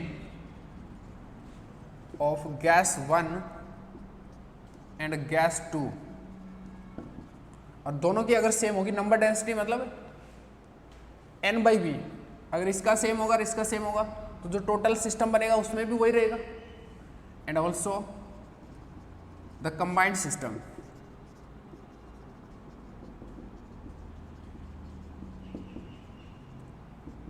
then let if number density be same of gas 1 and gas 2 and also of combined system, then entropy of mixing क्या हो जाएगा, entropy of mixing क्या हो जाएगा। ये उसने एक और मतलब सिचुएशन डाली इस पे कि अगर ऐसा करूँ तो एंट्रोपी ऑफ मिक्सिंग, ये चीज़ एक्सप्रेशन क्या हो जाएगा अगर ये कंडीशन और रखूँ तो। भाई कंडीशन क्या है कि जो गैस 1 का जो नंबर डेंसिटी है वो क्या है, N/V, N1/V1, वो गैस 2 के बराबर हो, N2/V2, इसका जो नंबर डेंसिटी उसके बराबर हो, और वही बराबर हो आपके जो टोटल सिस्टम होगा कंबाइंड सिस्टम उसके भी नंबर डेंसिटी के, ठीक है। ये वाला सिचुएशन हो तो एंट्रोपी ऑफ मिक्सिंग क्या हो जाएगा। देखो एंट्रोपी ऑफ मिक्सिंग में यहाँ पर V1 + V2/V1 है, यहाँ V1 + V2/V2 है, इनको मैं कुछ और चीज़ों से रिप्लेस कर रहा हूँ, देखना कैसे।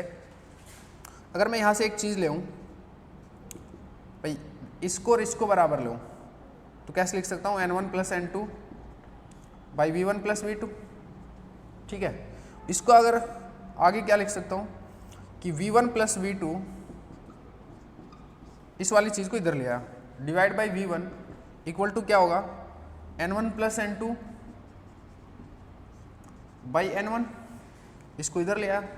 तो ये जो चीज़ है यहाँ पर, इसकी जगह मैं ये लिखूँगा, अब कोई समस्या नहीं है।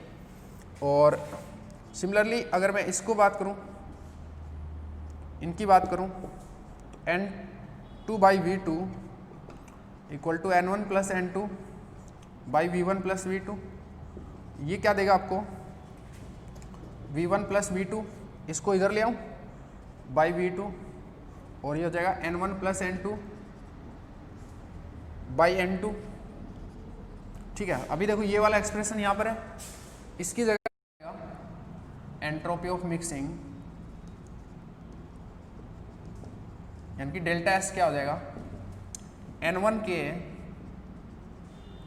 ln v1 प्लस v2 की जगह n1 plus n2 divide by n1, इस पूरे एक्सप्रेशन की जगह ये वाली चीज़, कोई समस्या नहीं है।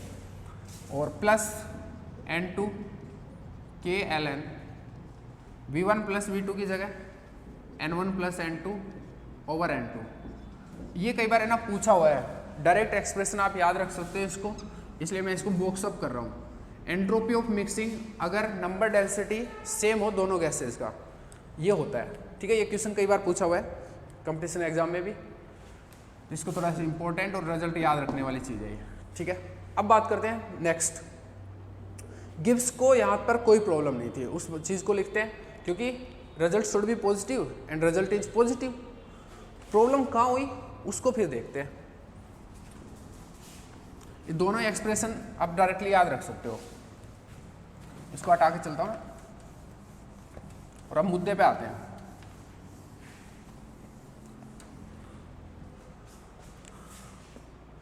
Gibbs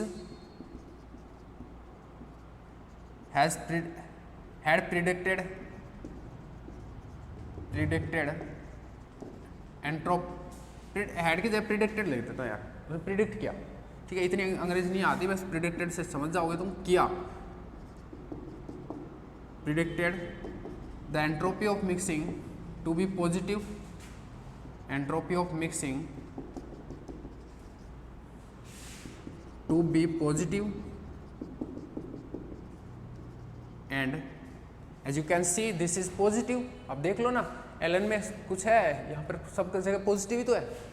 and as expected it is positive, it is positive.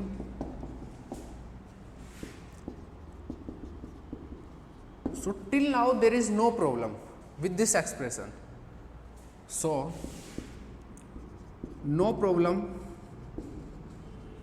with the expression of entropy in equation 2, of entropy in equation 2। Equation 2 में जो एंट्रोपी का एक्सप्रेशन उससे कोई प्रॉब्लम नहीं है। बट अब क्या किया गिब्स ने, थोड़ा सा चेंज किया चीज़ों को और फिर देखा कि क्या सीन हो रहा है, एंट्रोपी ऑफ मिक्सिंग क्या है, और फिर उस टाइम उसको कुछ पैराडॉक्सियल रिजल्ट मिलते हैं, तो उसको भी लिख के चलते हैं। but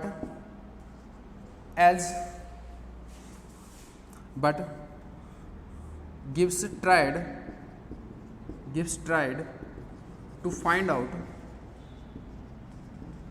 entropy of mixing। उसने डिफरेंट एक्सपेरिमेंट किया, entropy of mixing of two gases of same gases of same gas, entropy of mixing of a same gas, ठीक है। एक ही गैस की जो मिक्सिंग है उसको देखा उसने, and he found some paradoxical result, वो क्या था अब देखना, क्यों पैराडॉक्सियल था वो भी देखना, पैराडॉक्सियल रिजल्ट्स। अब देखते हैं क्या क्या उसने। अब की बार सेम गैस लिया, ध्यान दें सेम गैस और डिफरेंट गैस को आप अंडरलाइन करके चलेंगे हमेशा। Entropy of a same gas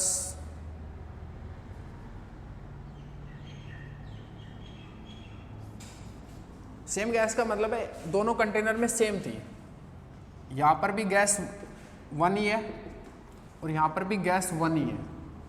यहाँ पर N1 पार्टिकल है, V1 वॉल्यूम था उसका कंटेनर का, T टेम्परेचर है। यहाँ पर N2 पार्टिकल है, V2 वॉल्यूम है, T टेम्परेचर है। ठीक है, गैस 1 और गैस 1 ये इंपॉर्टेंट है, ध्यान रहे। अब उसने क्या बोलते हैं दोनों को मिक्स कर दिया, तो पार्टीशन मतलब हटा दिया। और एक चीज़ और है, ये भी लेके चला वो, ये चीज़ भी लेके चला।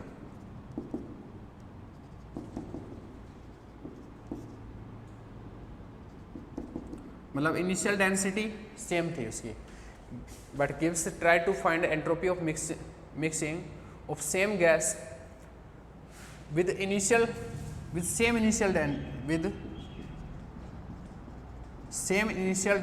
initial number density,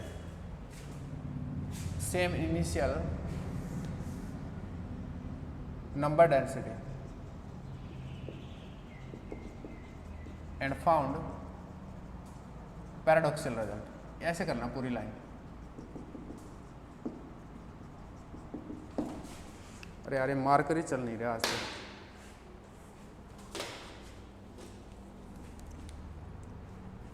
अभी क्या मिलेगा, डेल्टा एस इसी एक्सप्रेशन से लिख सकते हैं। देखो क्या हो जाएगा इस एक्सप्रेशन में,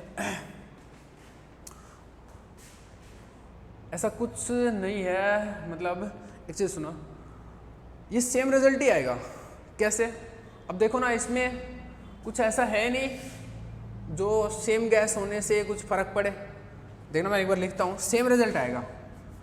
entropy of mixing will be entropy of mixing will be same as we have found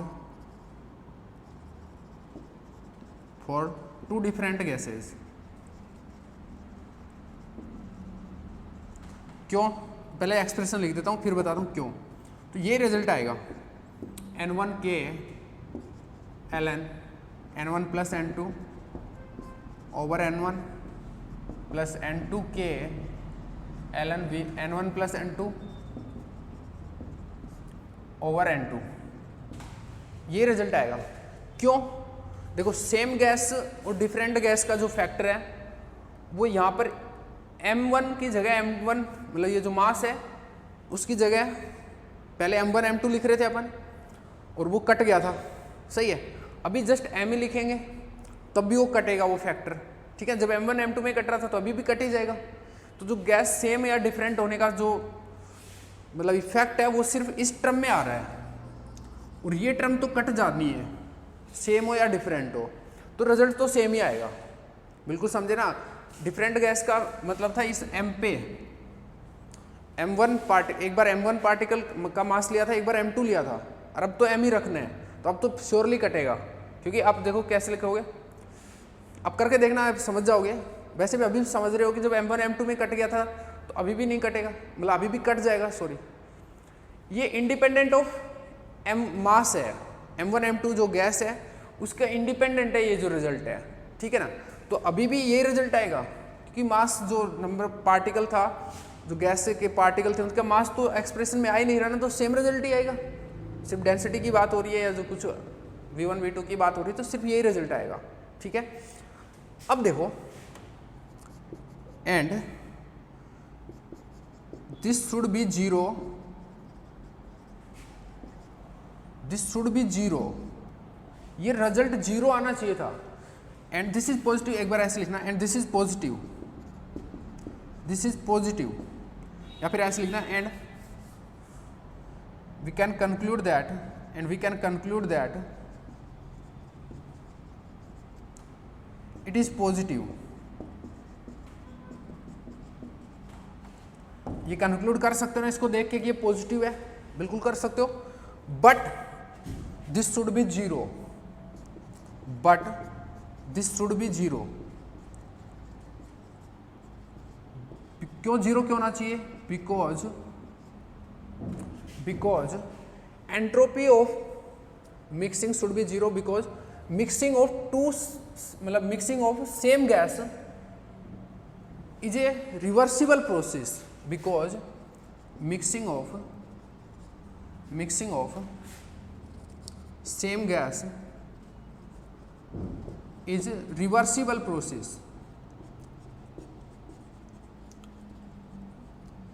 and hence delta S should be zero. delta S should be zero. इस वजह से जीरो होना चाहिए था क्योंकि रिवर्सिबल प्रोसेस है। Reversible कैसे है उसको देखो, हाउ इट इज रिवर्सिबल।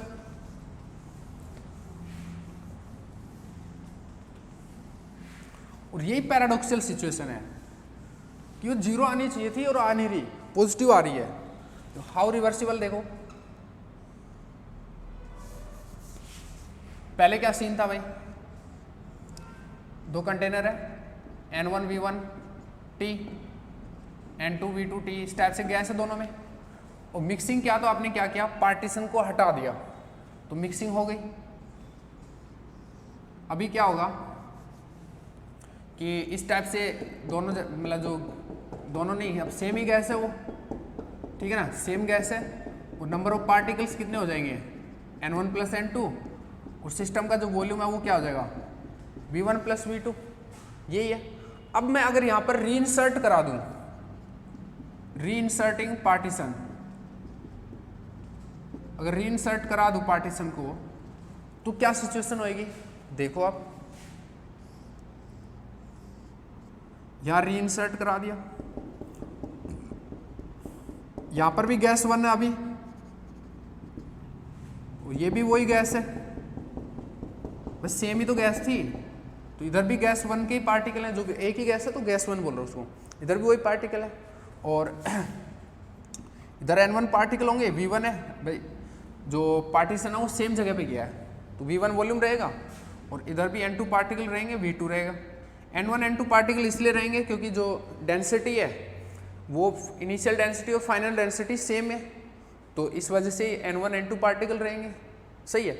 अब ये जो सिचुएशन है वही तो आप इनिशियल सिचुएशन थी आपकी, जहां से आप चले थे वही सिचुएशन रीइंसर्टिंग के बाद आ रही है। That's why it is a reversible process, बिल्कुल सही है।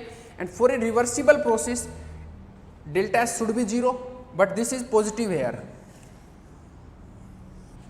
and this is a paradoxical result that is known as Gibbs paradox. It is clear?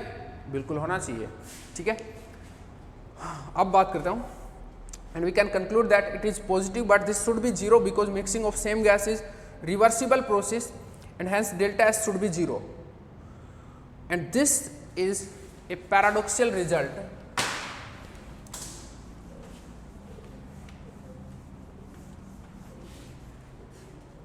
and this is a paradoxical result, a paradoxical result, और situation बोल सकते हो, that is known as, that is famous as, that is known as कर देता हूँ, that is known as Gibbs paradox, कि entropy of mixing of the same gas should be zero with same initial density, but it is not zero, it is positive, that's a paradoxical situation. अब बात आती है, समझ में आ गया, और इससे क्या कंक्लूजन हुआ, आपने देखो एंट्रोपी का ये एक्सप्रेशन ऑब्टेन किया था, और फिर आपने ना बोला कि ये एक्सप्रेशन गलत है, दिस एक्सप्रेशन इज रॉन्ग, उसको आपने दो वे में बोला। फर्स्ट तो ये कि जो एक्सप्रेशन है, ये जो एक्सटेंसिव करेक्टर है उसको शो अप नहीं कर रहा, और जो एंट्रोपी है वो एक एक्सटेंसिव पैरामीटर है, so this should have an extensive character but it is not showing, तो ये गलत है। दूसरा, गिब्स ने इसको डिफरेंट, इस एक्सप्रेशन को चेक किया एक डिफरेंट सिचुएशन से, वो डिफरेंट सिचुएशन था entropy of mixing of two gases, ठीक है। तो उसने सबसे पहले entropy of mixing of two different gases देखा, उसमें उसको कोई दिक्कत नहीं हुई क्योंकि डेल्टा एस जो एंट्रोपी ऑफ मिक्सिंग है उसको पॉजिटिव एक्सपेक्टेड था और पॉजिटिव आया। बट आफ्टर दैट उसने एंट्रोपी ऑफ मिक्सिंग एक दो सेम मतलब जो दोनों कंटेनर थे उनमें सेम गैस ही ली और फिर उसका देखा तो वहाँ पर डेल्टा एस पॉजिटिव आया बट होना चाहिए था 0। That was a paradoxical situation. फिर उसको ये लगा कि ये एक्सप्रेशन गलत है, ठीक है, और अब फिर गलत है तो कुछ सही करना पड़ेगा, फिर उसको सही करेंगे। तो रिमूवल नेक्स्ट जो टॉपिक होगा वो होगा रिमूवल ऑफ गिब्स पैराडॉक्स, ठीक है, रिमूवल ऑफ गिब्स पैराडॉक्स। अब रिमूवल कैसे हुआ था देखो, कैसे रिमूव किया गिब्स पैराडॉक्स को, ठीक है। मैं अभी हटा दूं सबको या फिर एक बार आप देखना चाहोगे कि कहाँ दिक्कत थी? चलो हटा देता हूं मैं, है ना। कैसे रिमूव किया उसको दिखाता हूं। और फिर जो एंट्रोपी का जो फॉर्मूला आएगा उसको एक स्पेशल नाम है सैकुर-टेट्रोड इक्वेशन, वो बोलते हैं, ठीक है। वो इससे थोड़ा सा ही डिफरेंट है। कैसे, क्या डिफरेंट, क्या यहाँ पे दिक्कत थी, उसको कैसे सॉर्ट आउट किया उसको देखते हैं। चलो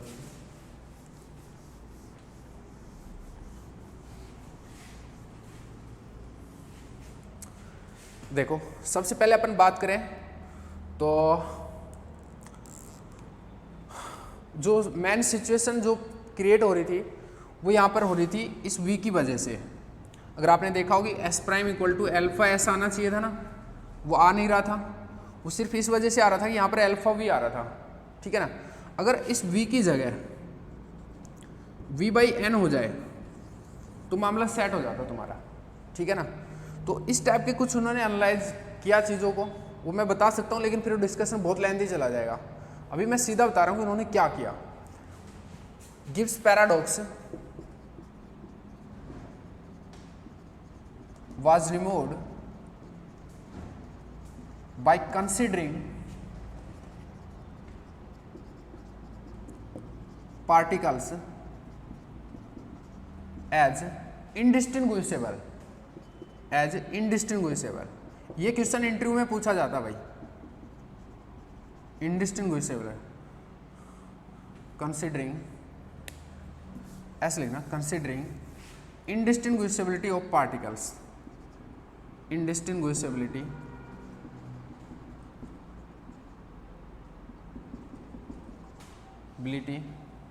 of particles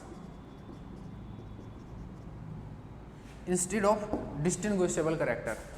indistinguishability को कंसिडर किया गया था, ठीक है। क्या है, क्या सीन था, एक बार देखो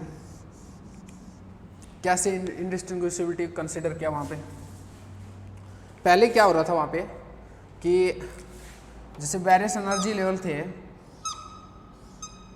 तो वहां पर जैसे मान लो यहाँ कौन कौन पार्टिकल है भाई, डिस्टिंग्विशेबल पार्टिकल हैं तो उनको पता था कि A B C D E F I J K, कुछ भी लिख देता हूँ, ऐसे उन्होंने लेबलिंग कर रखी थी पार्टिकल की। तो जो वेरियस एनर्जी लेवल्स थे जिसमें E1 E2 E3 एक एग्जांपल देता हूँ, तो उनको पता था कि E1 लेवल में कौन पार्टिकल है, E2 लेवल में कौन पार्टिकल है और E3 लेवल में कौन पार्टिकल है। अब हालांकि ऐसा सिचुएशन है कि सब अभी जो रिजल्ट है वो सही तब होगा, ये जब मतलब ये रिमूवल जो गिब्स पैराडॉक्स है ये तब रिमूव होगी जब आप इनको लेबलिंग हटा दें। आपको ये ना पता हो, आप ऐसे कर लो इस चीज़ को,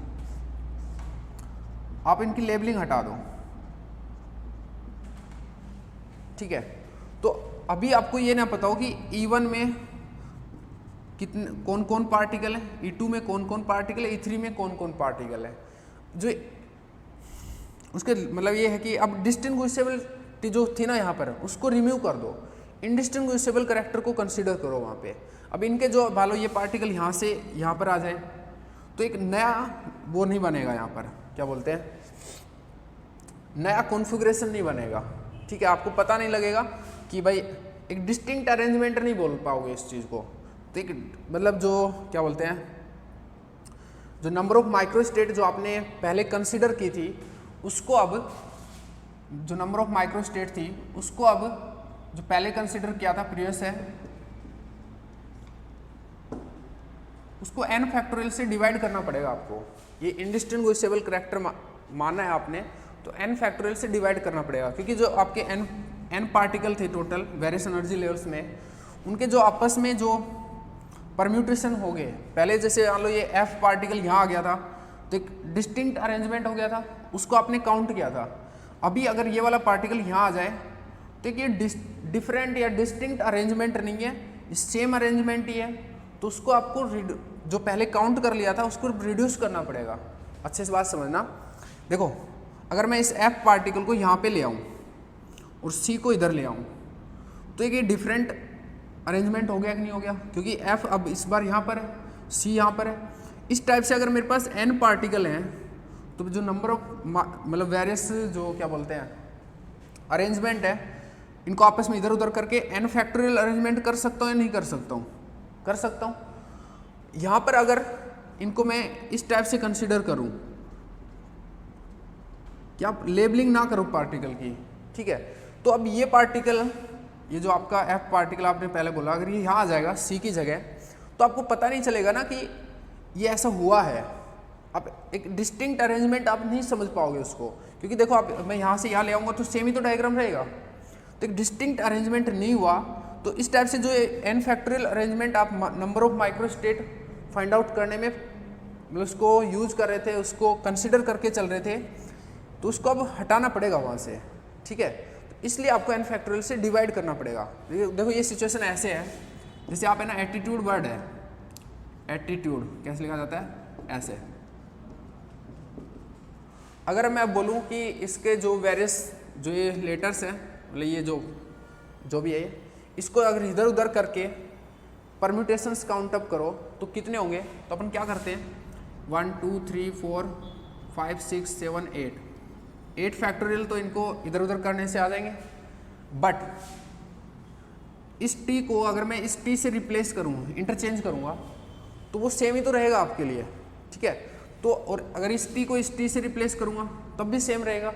तो t 3 जगह पर है, तो इस 3 फैक्टोरियल जो ये कम्बिनेशन बनेंगे वो आपको रिड्यूस करने पड़ेंगे। तो ये आपका जो टोटल नंबर है वेरियस परम्यूटेशंस का वो ये होगा ना कि 8 फैक्टोरियल होगा।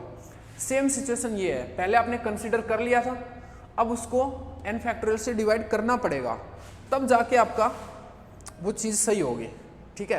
तो आप जस्ट इतना याद रखो कि Gibbs paradox was removed by considering indistinguishability of particles, और ये है उसका मतलब, ठीक है। So you have to divide by n factorial, सही है। और ये आपका न्यू नंबर ऑफ माइक्रोस्टेट है n पार्टिकल्स के लिए, ठीक। अब बात करते हैं फिर ये एक्सप्रेशन कैसे हो जाएगा। चले, जो पहले जो नंबर माइक्रोस्टेट थी उसमें n फैक्टोरियल का भाग देते हैं, फिर ये एंट्रोपी का एक्सप्रेशन फाइंड आउट करते हैं, और वो जो एक्सप्रेशन आएगा उसको बोलेंगे सैकुर-टैट्रोड इक्वेशन। सैकुर-टैट्रोड इक्वेशन मैं फाइंड आउट करता हूँ, और वो इससे कैसे डिफरेंट है उसको भी आप शो करेंगे, तो इसको मिटा नहीं रहे, ठीक है। Now let we find expression for entropy, या फिर मैं इसको आगे लिख देता हूँ। तो पहले क्या था आपका, अगर आपको याद हो तो 1/n फैक्टोरियल तो हो गया, v की पावर n, h की पावर 3n और पाई का पावर 3n/2, 2m का पावर 3n/2 और 3n/2 फैक्टोरियल। आई थिंक ये था यार, क्योंकि dq और ऊपर 3n था तो उससे तो ये आया था, और p वाले से ही आया था, ये तो था ही पहले ही, सही है, यही था, है ना। और अब एक्सप्रेशन को फाइंड आउट करते हैं, एंट्रोपी को। एनहांस एंट्रोपी,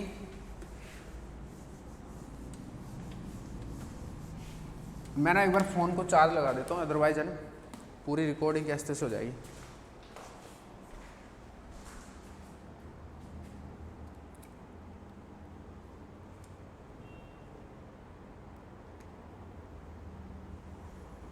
चलो, इसको भी 2 बूंद पिला ही लेते हैं यार। लो लो, पोलियो लो। ये अब काफ़ी लेंदी जाएगा थोड़ा वापस से, बट एक बात बता दूं तुमको, ये चीज़ है ना तुम पढ़ना उसमें आर के पथारिया बुक में, आपको ना पल्ले नहीं पड़ेगी, लेकिन अभी पड़ जाएगी।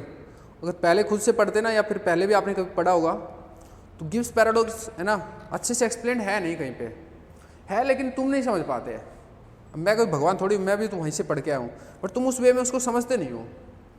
तो अब अच्छे से समझ में आ जाएगा तुमको, ठीक है। चलो, now let me find entropy. Now let me find entropy.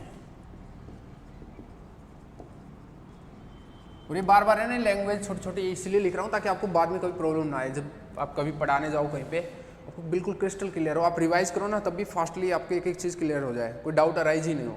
तो ये लैंग्वेज छोटे छोटे लिख लेनी चाहिए। तो करते हैं। एस इक्वल टू क्या होता है, के l N omega.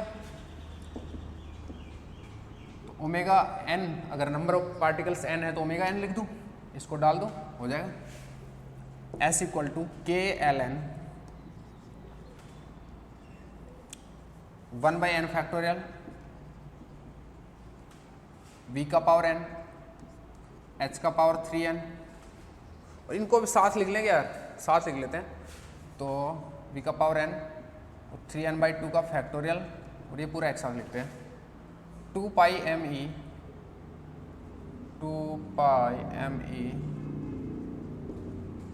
Over h square, और इसका पावर 3n/2। ये आपका एक्सप्रेशन है एंट्रोपी के लिए, ठीक है। इसको थोड़ा और सिंप्लीफाई करते हैं, इस टाइप का फॉर्मेट में लेके आते हैं। तो सिंप्लीफाई करो, S इक्वल टू के, देखो क्या करें, इस पार्ट को अलग से ले लें, तो के एल एन वी के पावर एन प्लस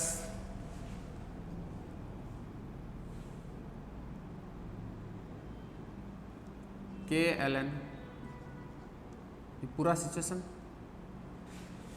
ये भी कर ही देते एक साथ। देखो ये तो ऊपर तो प्रोडक्ट में है, तो 2πme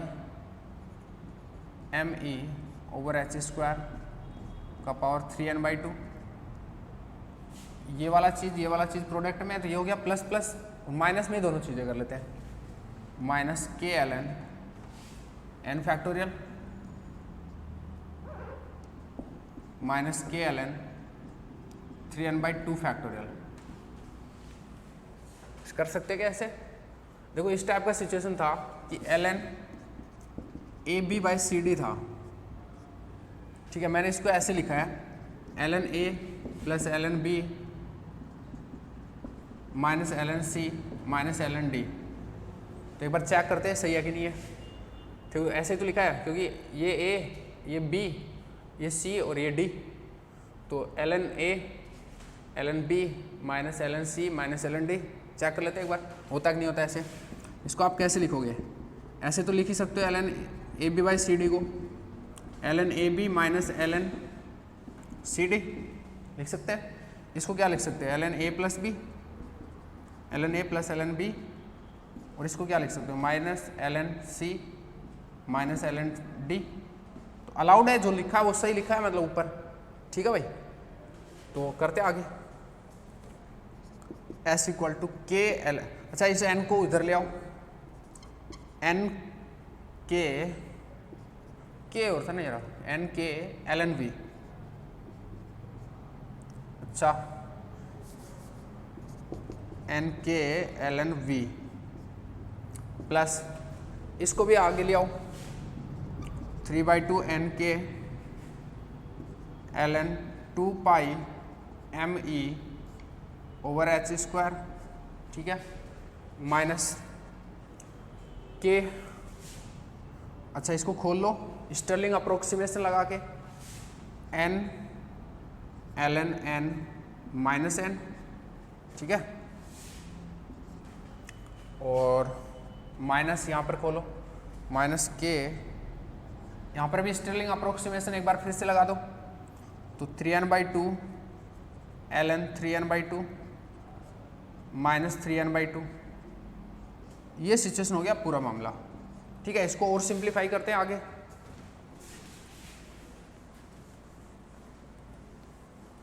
इसको मिटाऊंगा नहीं मैं, इससे तो कंपेयर कराना है अपने को बाद में ना। तो देखो क्या हो जाएगा, S equal to k l n v, n k l n v, n k l n v plus 3/2 n k, ये सब सेम लिखता हूँ एक बार, 3/2 n k l n 2 pi m e over h square minus k, इसको खोलता हूँ, minus k n minus n k l n n और माइनस माइनस प्लस हो जाएगा, plus n k, plus n k. अच्छा यहाँ से minus 3/2 n k l n of 3n/2 और प्लस 3/2 एन के। ठीक है, अब आगे चलते हैं, इसको हटा दें, बिल्कुल सबको हटा देते हैं, कोई दिक्कत नहीं है। अब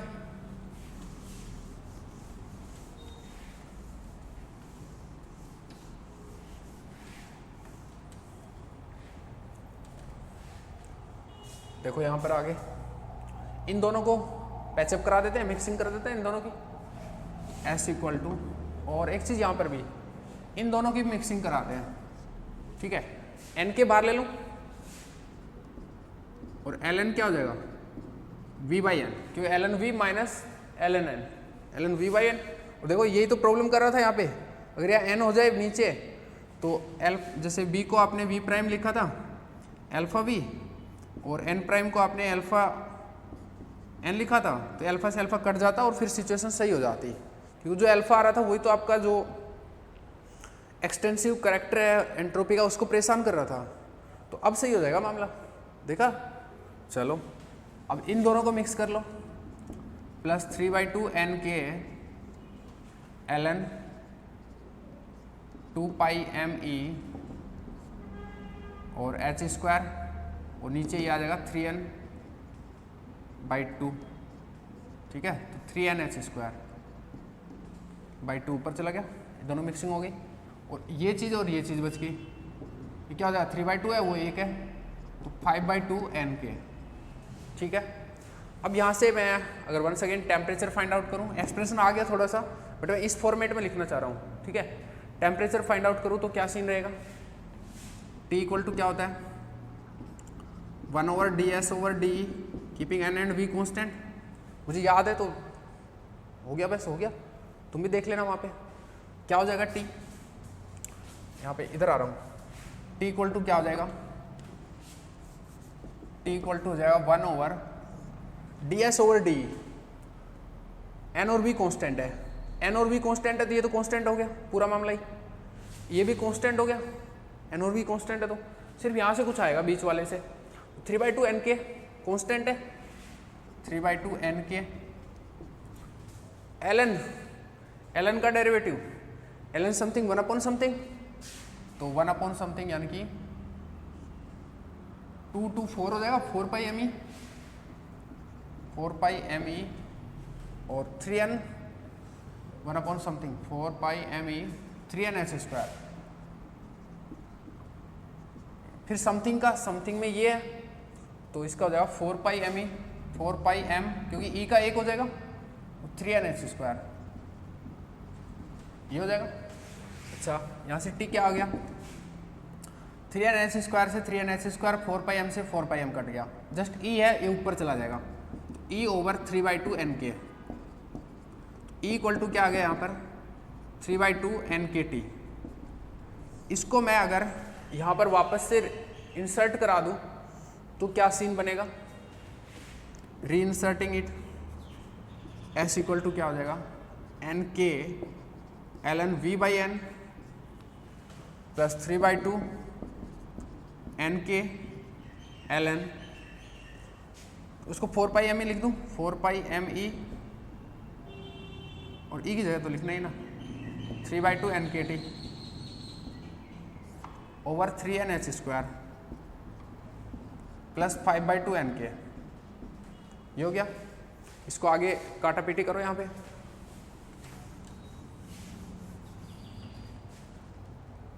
ये हुआ s equal to N k ln v/n plus 3/2 n k ln देखो 2 से 2 कट गया, 2 पाई एम हो जाएगा, और ये 3n से ये 3n कट जाएगा, तो 2 pi m k t over h square plus 5/2 n k. ठीक है, this expression is known as Sackur-Tetrode equation. This is right expression for entropy. This equation is known as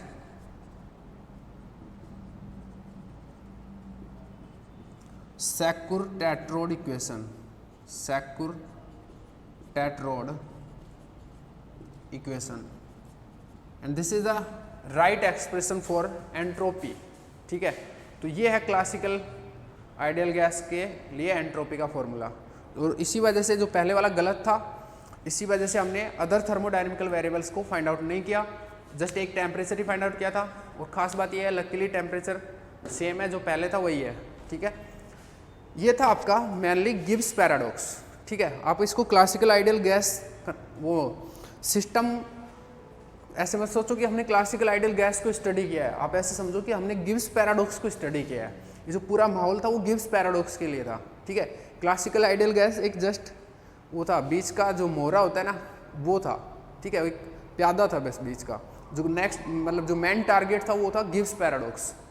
और I think यार Gibbs paradox आपको बिल्कुल 100% समझ में आई होगी। ठीक है, चलो नेक्स्ट लेक्चर में हम माइक्रो कैनोनिकल एंसेंबल पर कुछ क्वेश्चंस करेंगे, क्योंकि अभी तो जस्ट हमने number of micro state find out करना सीखा है। एक थ्योरेटिकल नॉलेज अलग होता है, एक वहाँ पे जाके कैलकुलेट करना एक अलग हो जाता है। ठीक है, तो कुछ क्वेश्चंस करेंगे और अच्छे क्वेश्चंस करेंगे। ठीक है, till then bye bye, see you guys, Tata.